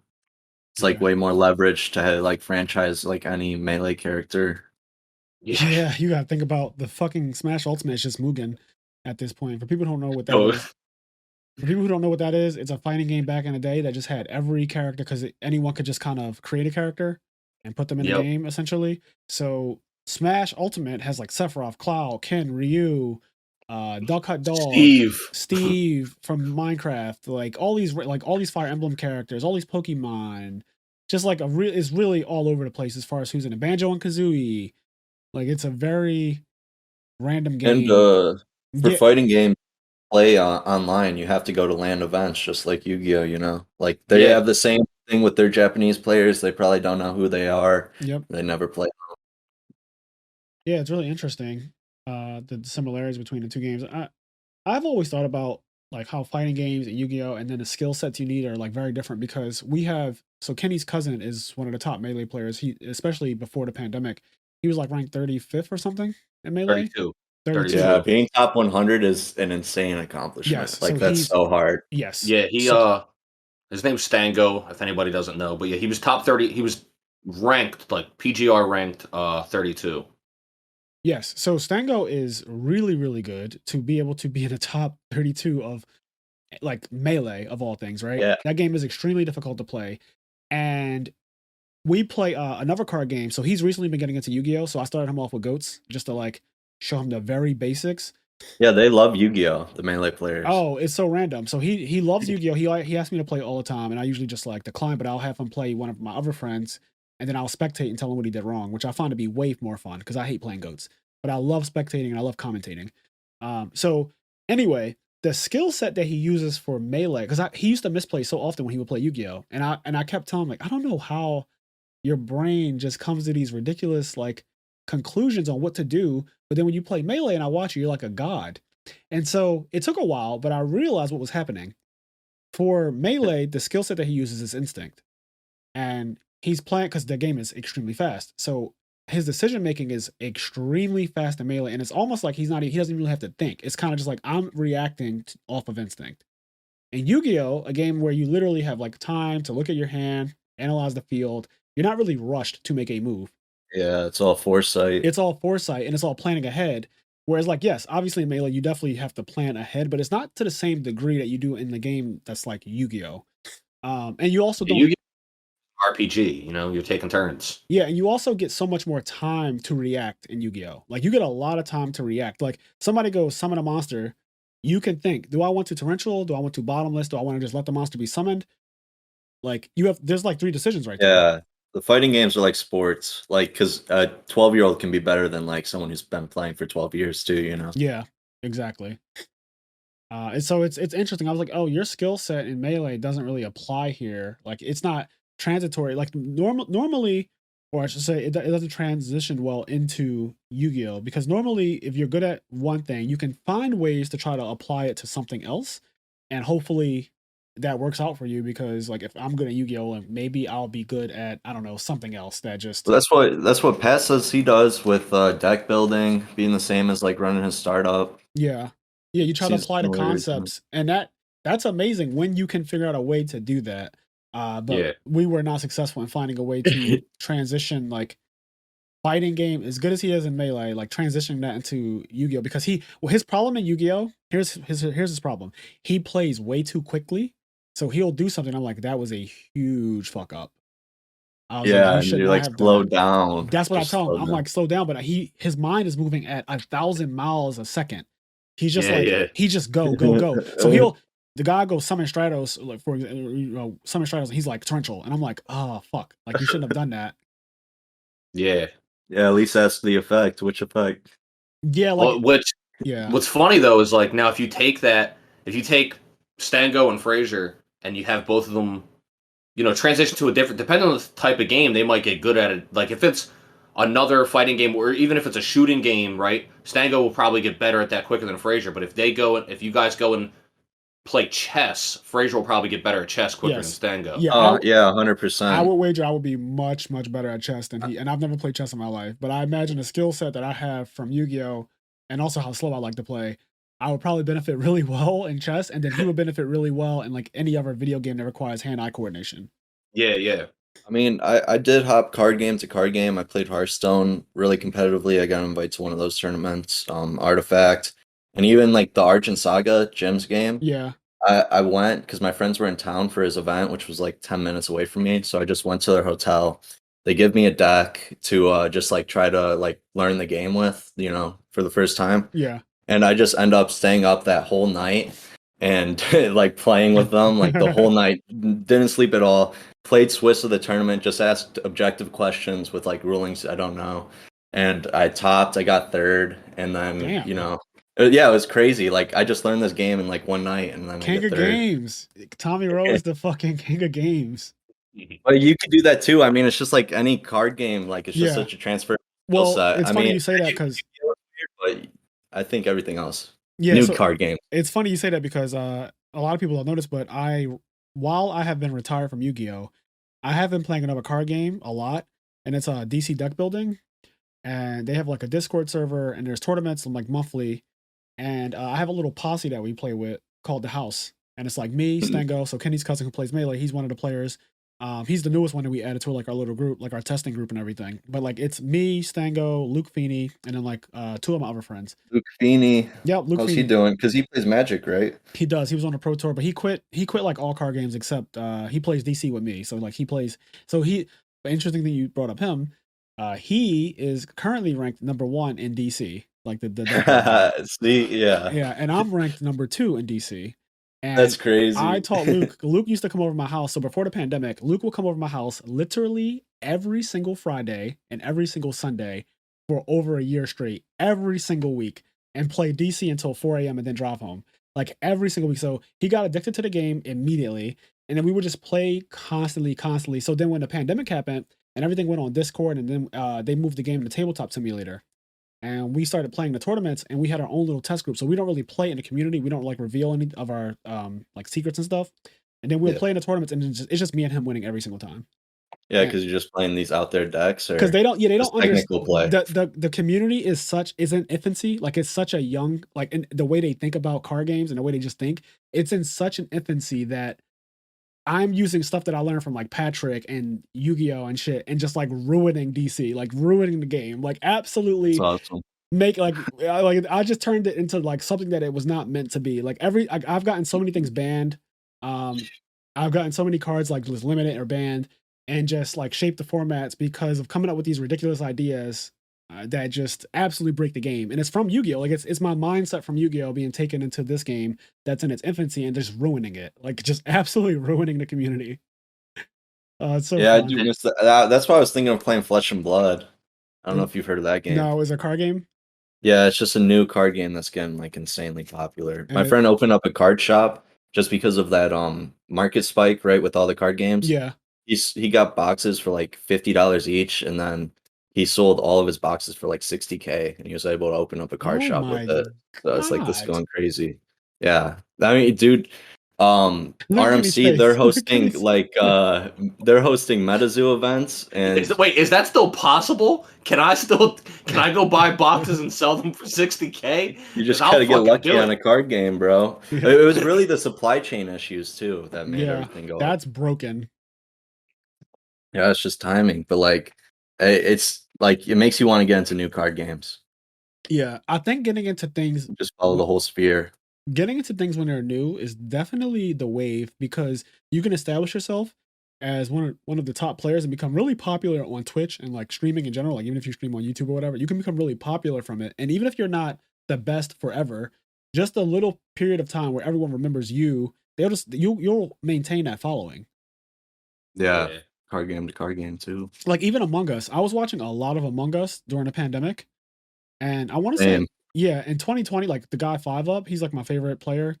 I would watch his videos on YouTube every single day, and then I would come home from work, or I not come home from work, but I would turn my computer off for work and then fucking go on YouTube and just watch him play like on Twitch or whatever. And that would be like what I did after work. Like I literally would just watch him play Among Us for hours. And that shit was so entertaining to me and funny, and I kept on coming up with like my own concepts of like what people should do and what they should say, like how to lie correctly and stuff. It was really, I don't know, I became like super involved with it, even though I didn't even play Among Us. Like I never even played the game, but I just watched it so much.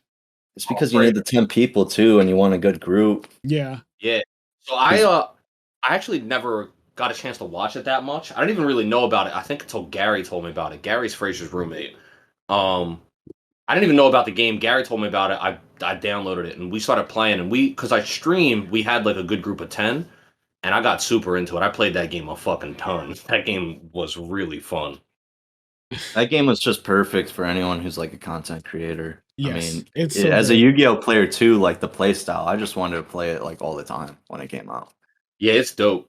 Gary, our one friend, you could always know if he was the killer, because if a meeting got called and there was already like 3 or 4 dead bodies, it was Gary. Gary goes on murder sprees. I don't know how he kills people so fast, but if I saw 4 people dead, I was like, it's Gary, guys. You got to vote him out. Yeah.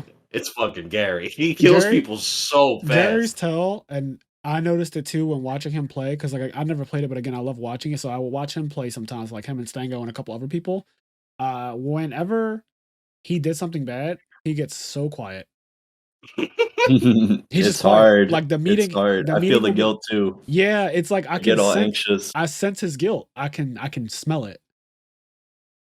Yeah, that's why you That just game is gotta fun, be man. like that all the time. Yes, If you have to do be that. consistent. So if you're going to be a quiet person, you have to be a quiet person if you killed somebody or if you're a fucking regular person. And So it's That easier said that than done, game's though. probably why I played Yu-Gi-Oh too, because like that's how I reconnected with everyone. Because we had like 10 Yu-Gi-Oh player Among Us lobbies, and then Yeah, I that's started how. playing Duel Links, and then eventually now I'm So playing again. Silverman and Drew and everyone else that goes to my local, they're like, and Sean McCabe started playing again and stuff. So they're like, listen, you keep showing up to locals every week, you're going to start playing Yu-Gi-Oh. Like, you can't just show up every single week, watch us play the whole tournament, talk about it, ask about how the cards work, ask about misplays, and then and now I actually understand how. Like, I know how I could.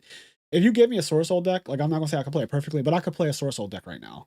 Like I've Yeah, seen it so you much. should. You probably See, play it better than a lot of people, you know. see, and I mean, that Tyree just is playing again. I just talked to him a lot yesterday. yeah, he topped something recently too. Yeah, he's getting back into it. I mean, he would be really good. It's Yep. like, Yeah, he was always really good. He's one of those people that's blessed. Hashtag win 2 YCSs in like a year or some shit. yeah, it's all these like reads you just learn from like playing forever, you Yeah. know. Yeah, you get like a feeling too. Like people don't talk about that X factor where you can just like feel when your opponent has something. Like you can just feel it. Like Like, yeah, I had to do that all the time with Baron, because Baron you can send it back to the extra deck, special summon a Sword Soul. yeah. So you have to decide if you want to go for game or not. And I could feel if I wanted to go for game, like Yeah. that they just don't have a hand trap to prevent it. Yeah, it's so broken. That feeling is so scary too, because you'd be like, he has crow. I can just tell. Yeah, I can just tell in his body language or just something to like he has crow. Yep. You always, yeah, you'll like literally just know exactly what You they just have. feel it. It's like an actual feeling. You have no information on it at all. You just can feel it though. Like the way they're playing or the way they move or just something about it's like, okay, I feel it. And like how we test is we're all just in my Discord, like watching one person play. So it's like 8 of us watching just one person. I love that. And we're all just like talking about it all the time. Yeah, I feel like that's the best way to play test is like just have one person play. I might jump in your instead. Discord just because like that sounds so fun. I love watching stuff. Like spectating is my favorite thing. Yeah, we just Fraser's need a guinea voyeur. pig. The What'd you guinea say, pig Kenny? is I said, damn, Fraser's a voyeur. Yeah, I love voyeurism. I can't play either, dude. I just like watching. Like we just needed the guinea pig and we're set. Yes. I just like to watch. yo, it's so funny. Even with DC, the like card game that I really play a lot now. My friends are always like hitting us up on Discord, like, hey, you want to play? You want to play? And I'm like, nah, but I'll watch. And then once they get together, I'll just fucking watch the game. And then I'll do this thing where you can become an administrator in a game, so that way you can see everyone's hand. And so I love being on that. I love having that power, so I can just like see like, oh, he misplayed or like he did this and that. Yeah, just go through like what could have happened too in Yes. your head. Yep. And then I tell them, I help them, I help my group out, and that's how we win every tournament. Like literally. And it's funny that like X Factor too. You can just tell when you're like talking to someone and like watching them play. Like Yeah. Kamal, for example, I never really knew him like back when I played, but I can just tell how he reads cards, how he talks about shit that he's like insane. You Yeah. know, you Well- can really just tell with a person. Well, when we were like Fraser said earlier, he would like was showing Stango how to play goats. Like I played Stango a couple times, and it didn't take me long to get tired of that format. That format really doesn't have much going for it. Yeah, But boring. played him a I couple can't play it. and every time we played, right, Fraser would be watching, and I on, would on dueling deck card. where I can't see their hands, so I can only Yeah. see. Yeah. can't see my hand. He can see Nick's hand because Nick would be like streaming on Discord. And so we're playing and he's helping Nick, right? And then so Nick would get really worried about something. And then he'd be like, well, he just said solemn. Like, you know that's solemn.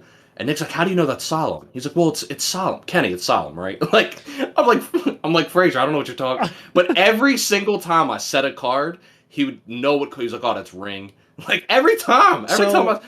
Or I would set cards and he would get scared. He'd be like, well, he'd be like, Nick, those cards aren't real. He didn't set real cards. Yeah, there was one time where you set 3 back row and Stango got real defensive in his playstyle, and I was like, what are you doing? And he was like, he just set 3 back row. I was like, they're not real.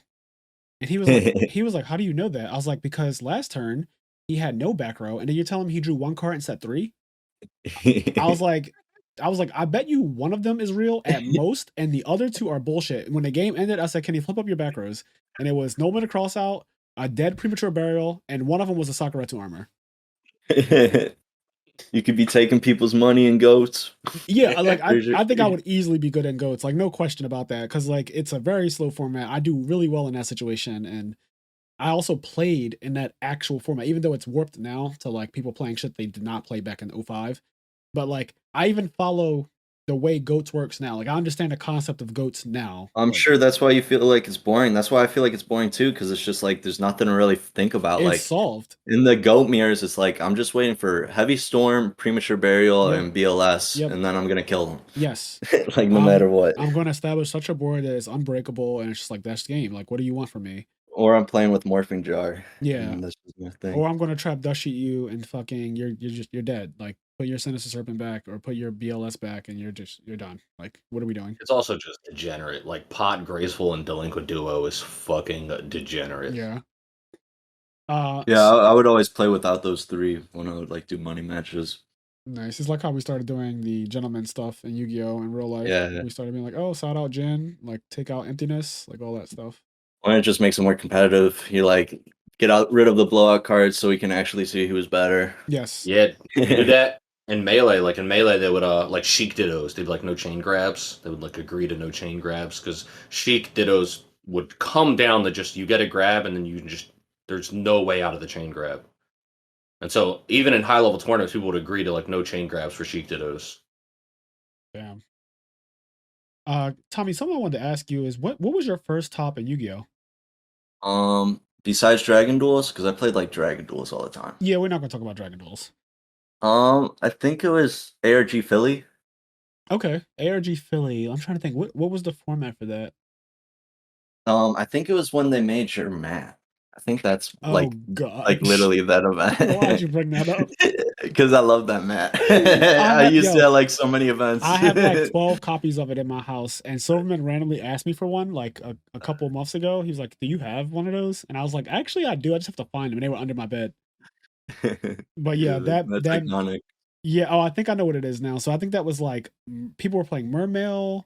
Yugioh. Yeah, I I think think that's right Christian when lights George's. weren't or yeah, no, yeah, I'm thinking of another ARG But Philly no, because you're there's right. two ARG Phillies I topped. Yeah, Lightsworn definitely did top the one because I remember I played Hoban. He's playing Water.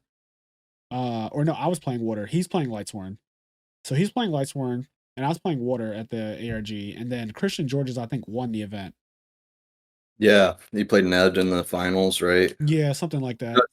That was the one before, and then like this dude named Kyle Batello won the second one Okay. with rulers. Okay. Yeah, I think I remember. It's starting to come back to me now. But that was your first top. Yeah, I mean it was sweet. I was like 14. Yeah, It just funny how like hard everything felt though too back then. Like it felt impossible at the top. it did. You know? Yeah. What do you think was your biggest contributor to like success in Yu-Gi-Oh over your course of like 2014 to 2016? Well, like I said, I got that Necros tattoo because, like, for example, my GPA freshman year of high school was like, I think a 1.8. Oh my And god. then, yeah, so then I played like Necros. I quit like football and basketball because I was just going to every event. I mean, I flew alone like at 14 or 15. And I was just so motivated. Um, I forget what I was talking about. Well, we were talking about what Oh, contributed to your success. yeah, it was Necros. So like I played that deck like 8 hours every day just on Discord. My friend would what we would do to test is we would go through like the events and we would just copy the deck list from the like YCS. So we would literally just like simulate like 12 rounds of a YCS and I would play our deck and doing like that all the time just like taught me a work ethic like that was insane and I just applied that to school and I was just like I really burned myself out because I mean my senior year I had a 4.5 which was like a crazy Yeah. uphill battle So and I was you're a doing well. hard worker. Yeah, definitely. And even like doing sales jobs and all that stuff now I've just like learned that I need to work smarter than harder and like Yes. a lot of stuff. So what are you majoring in college?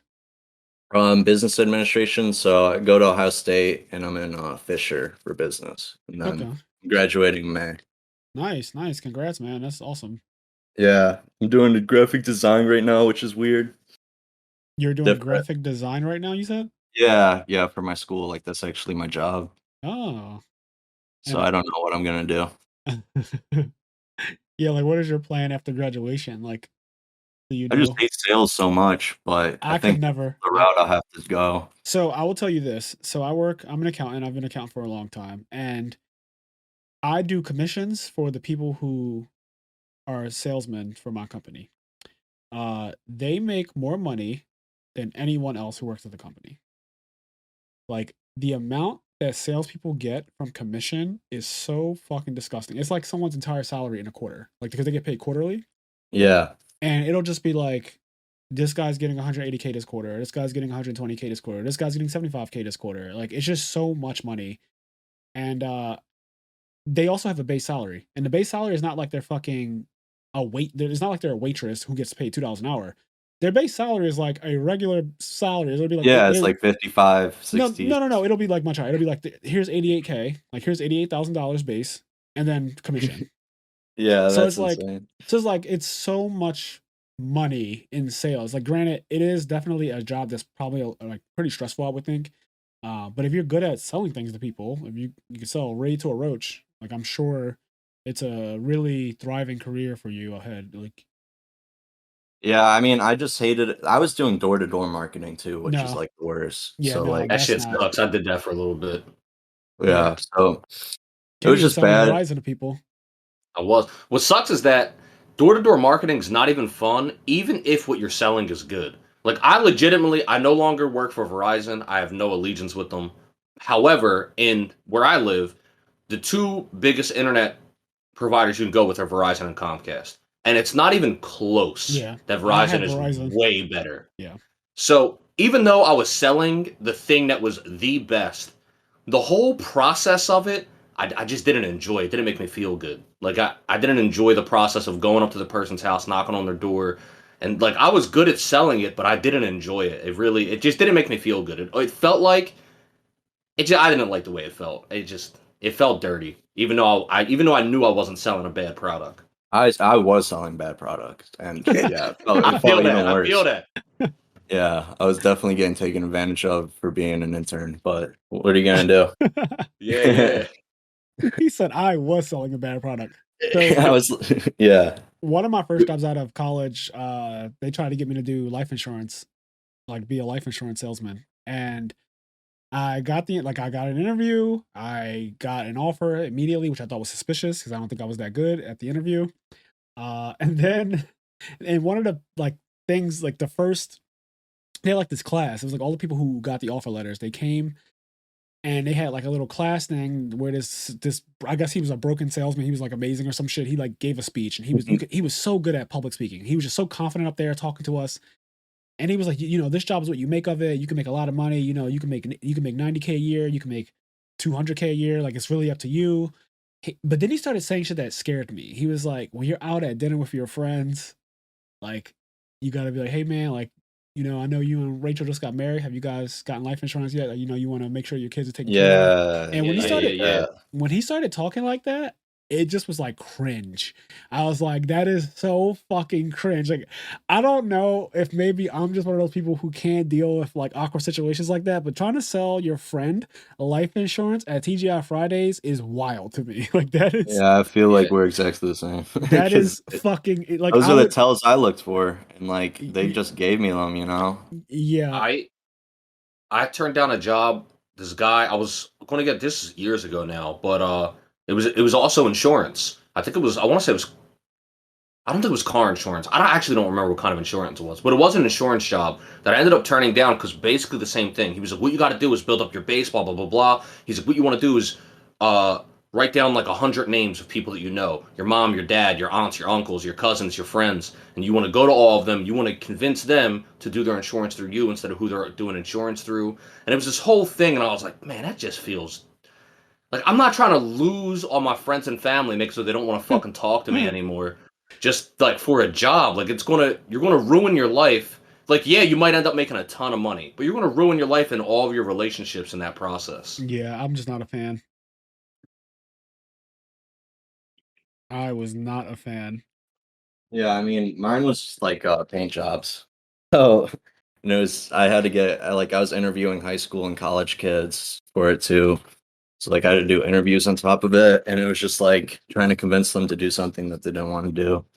Yeah, yeah, So if it was more corporate, like I would be fine with that. But as like a college kid, your whole goal is just land a 65K job. If you get that, you're cool yeah, anywhere. You know.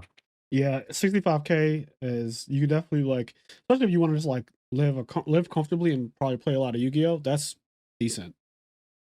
Yeah, I just want a bank job. Yeah, Because this Yu-Gi-Oh thing is what I is gets me the most excited about, like way more than when I was playing the shooters. Like it just feels like I wasted so much time doing that because it's just like you get to see people in real life when you play Yu-Gi-Oh. You get to have like so many more real connections. it's You why I don't go get to like, locals. oh Yeah, yeah, I'm going to locals now too.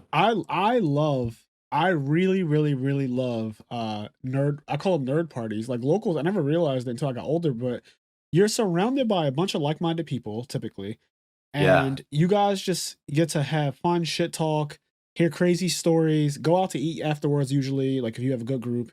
And it's like one of the most euphoric feelings you could have. It's just so nice to just be at locals. I remember spending every Sunday for 10 years at locals. Like every single Sunday was locals. Yep. And the feeling of going to like Chili's or TGI Fridays or Friendlies, even though these restaurants like they're not the best, but they're still just like I'm going with like 10 people and we're just gonna dick on each other and tell crazy stories. It just was so good. What I love about Yu-Gi-Oh players is they love to argue and they're like logical about it because like you can't like with my outside friends like outside of Yu-Gi-Oh you can't have like arguments about nothing with them because it just doesn't make sense. But with Yu-Gi-Oh players like they're down to argue about anything. Yes, Yu-Gi-Oh players will That's true. argue anything.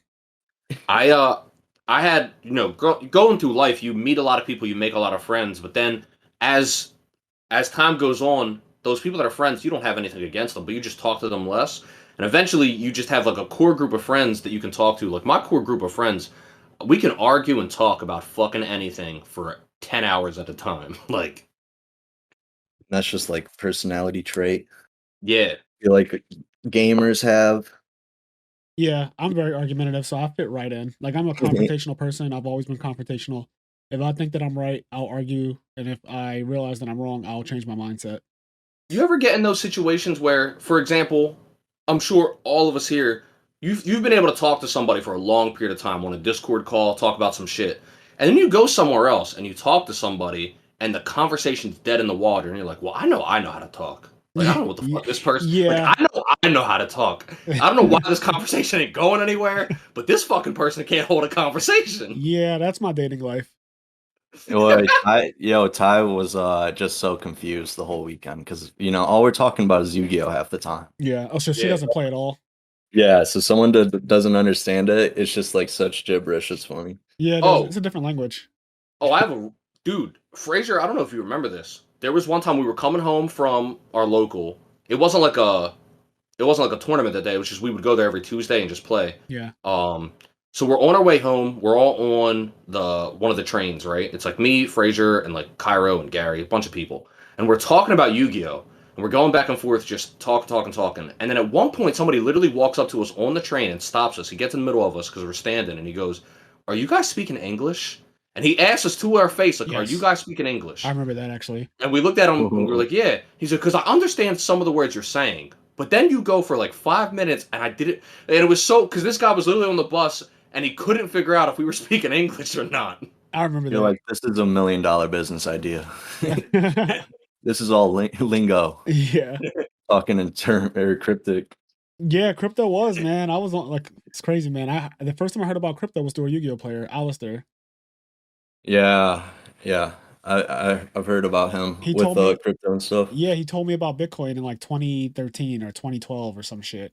One of my friends who plays Yu-Gi-Oh, he actually got rich off it, like made over 200K Damn. just because someone at his local who like barely spent money ever was just putting all of his money in it. So he Yeah. was like, if this guy's doing it, then Yep. it's probably worth it. So he did it and then worked out. I mean, I own crypto too, So yeah, me and Kenny, gotta collect it. we're on that wave as Yeah. well. We're just trying to get rich too.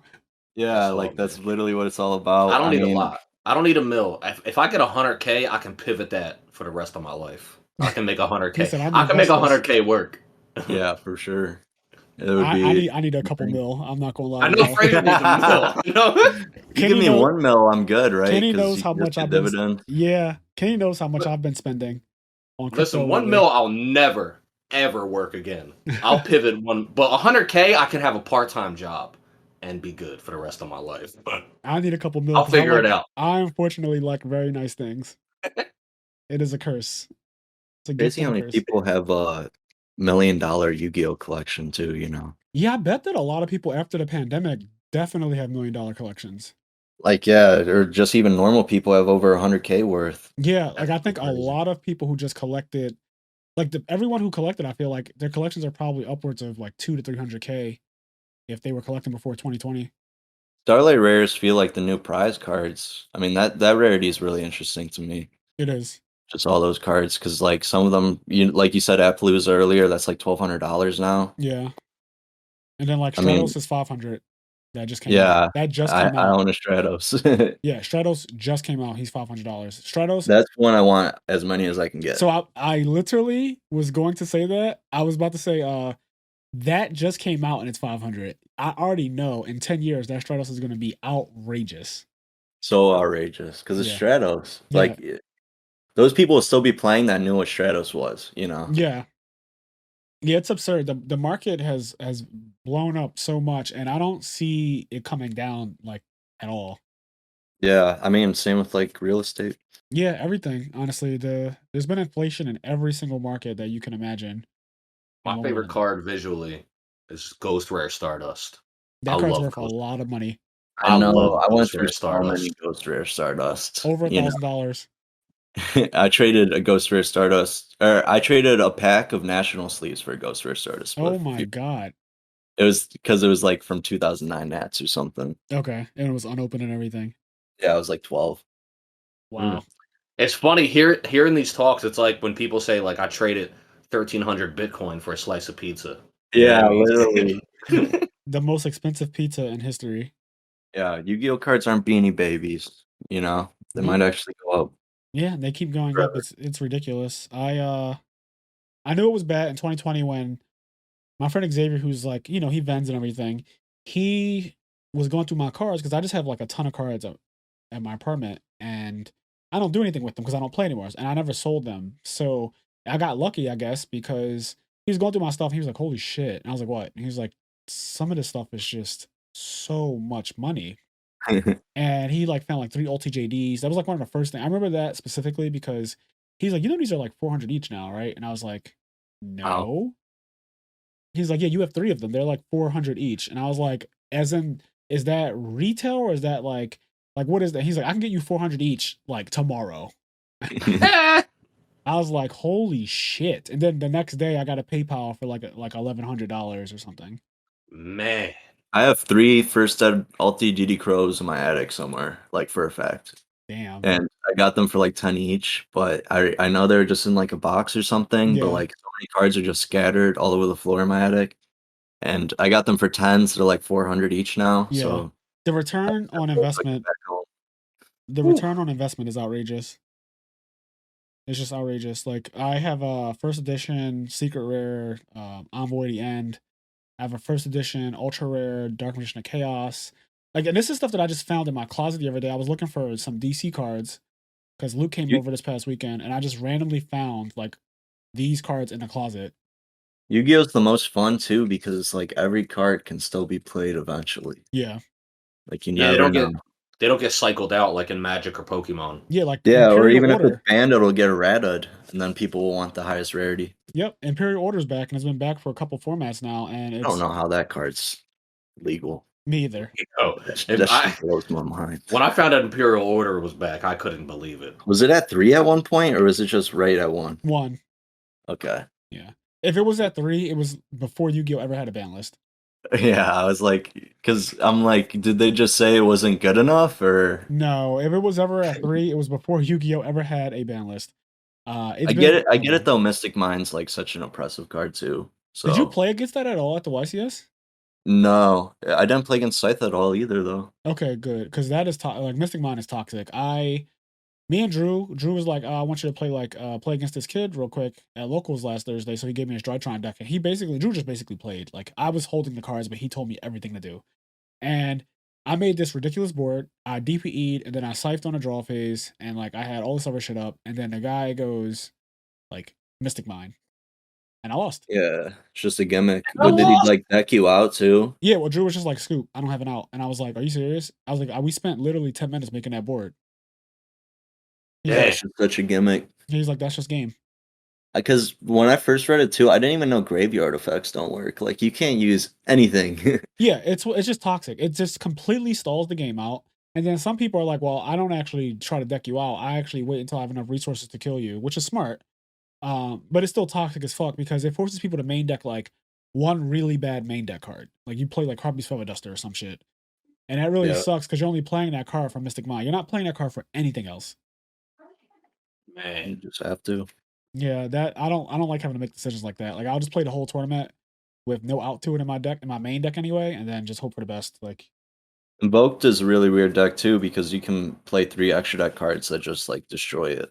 Because I heard they about that. send 2 of your extra deck monsters to the What are grave. what are the cards that you play? Because I heard someone said it's scary to do it against. So you send Natis and Cyber Dragon Nova because you can make the chain links to chain link block them with the Mechaba they have. Yeah.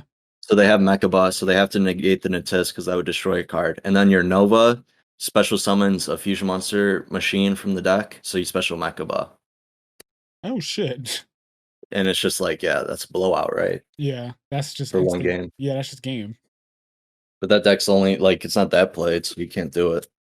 So how's the mirror match? Because don't they play those cards or something already? Like they play Natis and all that. Yeah, the mirror match is just awful. I imagine. Are there some of those in Top Cut? Yeah, there's 2 in top 16. I think 5 top 32. Okay, so 9 Sword Soul, 2 Invoked. 2 Sky Striker and Plunderies, Numeron, and Gadget Eldritch. Which What? is like it plays Cyber's Gadget, which is like a 1-card scythe. Cyverse Gadget? I don't know what that is. I don't even know what it does either. I just like because I thought originally when I read that it was green, yellow, red Gadget. That's I what I was thought like, listen, I was about to pop off because I thought that you were telling me that Gadget's topped in 2021. yeah, that's literally what I thought. I was like, does he just search them for like a little beat stick and a monster? Because Yeah. that was my first deck was stun gadgets. Yeah, I didn't know what you meant by that. You actually like got me a little scared at first. I was like, how the fuck I was like, if gadgets are playable, I'm coming back. And not even Yeah, to I play love gadgets, just gadgets. because I refuse to accept gadgets being playable. you just want to knock all the gadgets out of the tournament. Yeah, I'm fine. I'll consider it a win if I knock all of them out. It's like I don't want any of y'all in here. Yeah. Y'all aren't fucking playable. Gadgets. But yeah, it's Y'all interesting where playing Yu-Gi-Oh! Is Ultimate right now. Offering. Yeah, Ultimate Offering can come back and it could be at 3 and it would just be irrelevant. I think he plays Ultimate Offering. I don't know. Wait, no, that's just when I thought he played Yellow Red. I was like, he has to play Ultimate Offering. That's the deck I played right when XYZs came out was offering gadgets. You summon 3 Utopias and a Roach. Yeah. Yeah, I remember that. That was the shit back in the day when the game was much slower and you had time to set trap cards. Yep. Yeah, that's funny as hell. Yu-Gi-Oh is pretty fun though right now. It I think looks fun. It's like the right amount of time to learn stuff, and you know, you don't have to play test too much, which I like. You can just like build the deck still and do well, which is awesome. Have you been on Dueling Book a lot? Like I said, just watching people. I like it's just you have to get a high rating to play against good people, so I don't do that. Yeah. I'm usually just like way too busy too. Like I didn't test really the week of the YCS. That's why I was surprised I top. Like I just didn't play for like 7 days because I had finals. Yeah, I can't imagine the grind on Dueling Book would not be fun. Like to grind, like all the grind you'd have to do to get Worth up. it. For any new player, they should definitely like their first goal should be rank 1 on DB if they want to be good, because you have to do the grind. Yeah, for sure. Man. I'm saying like for you, like if you wanted to, or if somebody who was already really good, grinding through all those dregs, it can't be fun. Yeah, it's just not real too. The good thing is like, fortunately for players like Tommy and I, we have that fast track. So we can just at any point come back to Yu-Gi-Oh! and all of our friends who either continued to play or are really good would just fucking hook us up with all of the goo. Yeah, the free info, Like I like get to just on a I get to fucking skip so much. Like even though I don't play, I get told so many crazy interactions and plays by people who are playing at a high level, and I'm like, I understand, but like it's just lost on me because I'm not going to do anything with it. It's just like okay, Yeah, but if you don't have that, you're just making like you're just doing a combo wrong for a whole event. Like you could have an extra card, yep, you just don't know it because your circle is just not good enough, yeah, right? or you're playing Does, some trash. do you guys know, does Dueling Book have like a win streak bonus? Like if you win multiple games in a row, do you get more rating points? I think just like inherently with the MMR, it does that, but like you don't have an actual like bonus. Like Okay. it's just you're just doing better. Okay. Because Yeah. that can make it less egregious. Like when you rank up in certain games, and they're like, okay, you're just blowing all these people out. Like we're gonna give you some more points. Yeah, that'd be cool.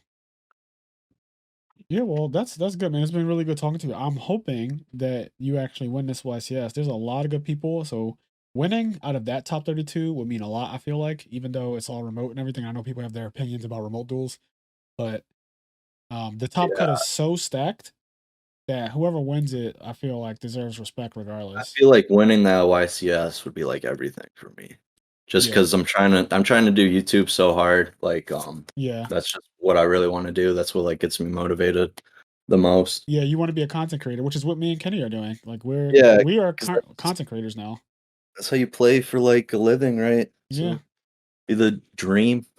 It's yeah, Hell awesome that yeah. we're doing this. I mean, it's like as long as more people start doing like creating content, then it's just like gonna grab more people in like all outlets, you know. yeah. Yo, a rising tide, man, raises all ships. Yep. Hey. Put Yu-Gi-Oh on the map, just like Melee. Let's go. Yeah, Let's you. go, I would baby. love for Yu-Gi-Oh to become big because I'll jump back in that bitch if it's if it starts to get too big. Yeah, it's all Yo, gonna be about Master Duel, I if, think. Yeah. See, I if gotta they have a find Yu-Gi-Oh time. summit, Oh, if they have a Yu-Gi-Oh, so if they have a Yu-Gi-Oh summon, I'm playing. That's why it's like if I was filthy rich, dude, the Yu-Gi-Oh tournaments I'd be hosting would be out of this Oh, world. me Like too. some Me way. too, Tommy. I Like would do what really Summit be does. yeah, literally. I would that get a shit would big be ass nasty. mansion. I would get a big ass mansion and I would invite all the best players to come and stream and play for like some crazy cash prize, and there would be crazy little skits and commercials and stuff that we would film with them. Have a And 24 karat trophy. yes, just all the shit. Like if you're rich, it doesn't like to you, it doesn't matter. And Yeah. you'll get your return eventually. Like the content will start to pay for itself. Like, It's yeah. just that's what you grew up doing. Yu-Gi-Oh deserves it. Yeah, and it's crazy watching the melee scene and like the ultimate scene for Smash. They live off of it. Like they have 9,000 people on Twitch, like 9,000 subscribers. That's so much money a month. Yeah, I mean, I, in reality, it makes sense just because like they do play insane amount. You Yeah, know, like 14 hours, especially Melee, you can play forever and still just not be good. So yeah. like if people are doing that with their lives, like you should get yo, good just out. recently, Mango did an interview with Hungrybox, and Hungrybox asked him if Melee didn't become what it is today, like where do you think you would be in life? And he was like, honestly, I would either be in a gang or working at 7-Eleven. And we're That's playing Melee. Well, it's like shit, right? yeah. He's like, if Melee didn't become what it was, I'd just be in a gang or I'd be working at 7-Eleven. Like that would be my life. He told the truth. But yeah, it was great talking to y'all. Thanks for doing this. Hopefully, I'll do it again. Yeah, well, if you win, Hell I'm yeah. definitely bringing you back, no question. Let's go. I need you back on the podcast to just talk about what it feels like winning a YCS and all of that stuff. And then the crazy part is you could win Pasadena too. I know. If I won Pasadena before, oh my Could god. you imagine that? Top That's like tier. that would be the holy fucking grail. I mean, you would be the most That would be popular top Yu-Gi-Oh player fucking tier. on the planet at that point. I mean, Billy did that shit, so it is possible. It's very It's possible. possible. Dog, I'm And rooting for you're you. before you roll out and you're in the top 16 that you already know what's coming. Uh, do you feel is there anybody that you're worried about? Is there anybody like, man, he's going to be tough, or for the most part, you still feel confident? Yeah, I feel like in this kind of I've really tried to get away from the ego for just Yu-Gi-Oh, but like everyone in the top 16, you know, wasn't like a god to me when I played. So like they're not like Pat, Tamid, Frazier. So Mhm. like I feel like I deserve the win. You know. Nice. Yeah, you I feel fuck with good. that. You're not intimidated. That's good. But like, you know, Hani's in there. Jesse Cotton's definitely who I would be most scared of. Yes, Jesse could I know his easily. build. He's Yeah. playing like some interesting cards. He's playing that- Sword Soul too. Yeah, he's playing Sword Soul, but with Italy and Ghost Ogre. So Oh, okay. Well, you know what I love about you, Tommy? One, I think your biggest skills is that I said it earlier, but you're a really hard worker. You put in the fucking hours and you study. And it's kind of funny because a second ago you were like, "Well, I didn't even play test for this YCS like that." But I know, did make like a document with my side deck, how I would side deck still. No, you know? and I know how you are because I watched your YouTube videos and I saw your most recent one where you went through all the decks that had topped recently, and you just kind of talked about like what they were playing, if it was standard, like the cards that were interesting in the deck, and you gave your insight on it. And I do not play Yu-Gi-Oh, but I find spectating and just watching content so fucking therapeutic. So I just watched it. It was like a 14-minute video. I watched the whole thing, and I learned stuff from it. And two, I just thought I was like, this is actually really good content. I just like hearing people talk about something that they love when you know that they put in the work to like give. It's so easy for me to talk about that stuff too. Yeah. Like the competitive stuff, I can just talk about like decks and like theory for like ever, you know. Yeah, this has been a 2-hour casual podcast. stuff's harder. Yeah, it is. Yeah. It is. Yeah, Like, easy. we've been talking for 2 hours now, and honestly, it feels like no time has really passed at all. Like, besides the fact that I'm hungry as hell right now. Yeah, Word. if we wanted to go into the intricacies of decks, like we could talk for another 6 hours. Yeah, you know? well, we'll save that for after you win one of these YCS, or both. And then also, you mentioned that you like anime and video games, so you can still talk about a whole bunch of other shit that isn't even Yu-Gi-Oh. Yes. Oh yeah. Yeah, we need to talk Arcane about was that something. too. Yeah. Yeah, I would I'm love getting to my have you on girlfriend to into talk about that anime shit. too. Yeah, I mean, I Yes, just that's my watched, boy right there. rewatched Neon Genesis Evangelion. I got my dad Nice. to watch it. I got my girlfriend to watch it now.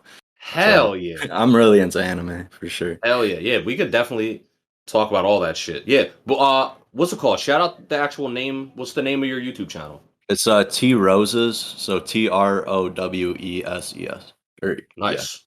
And before we go, YouTube.com. SES. so before we go, I want to give a quick shout out to our patrons over at Patreon, because these guys are supporting us with their wallets, and we love it. We have Connie, Austin, Leon, Quest, Garen, Xavier, Hylian, TCG Automotive, Silver Chronic, Tari Tinsley, Dimitri Barnes, Alexander Brissett, Vinny Casello, Dominic Roberts, Giovanni Avalos, Game Freak Yoshi, and Alex Flamer. Thank you guys so much for being patrons. We just dropped an exclusive episode, a Patreon-only episode today, so check that out. We have an episode on some of the craziest cheating stories in Yu-Gi-Oh! Is a Patreon exclusive video that you can see. So check out our Patreon. We also added a new tier recently. It's our highest tier. So, look up IMNerd podcast on Patreon. We also have a YouTube channel where the podcast comes out. It comes out on a delay because I really would like if you guys watched it or listened to the podcast through like Spotify or Google or Apple or anything else. But then we put it on YouTube eventually, so that's why it's always a little late. But yeah, we have YouTube, Patreon, all that good stuff. You can find the podcast everywhere. We have a link tree, and then there's also a Facebook page. So like the Facebook page. If you like the content, you don't necessarily have to become a patron, but you can just share it or tell people about it. Word of mouth goes a long way still these days. So yeah. Hell yeah. And as I always say, do the things that make you happy. And what makes me happy is going to subscribe to my man Tommy here. Yes. Let's do Yu-Gi-Oh is what makes me happy. That's why I'm doing it. Yu-Gi-Oh is fucking awesome. All right, man. Well, have a good night, and we will talk after these YCS. Yeah, after the dub. Everybody. After the dub. All right.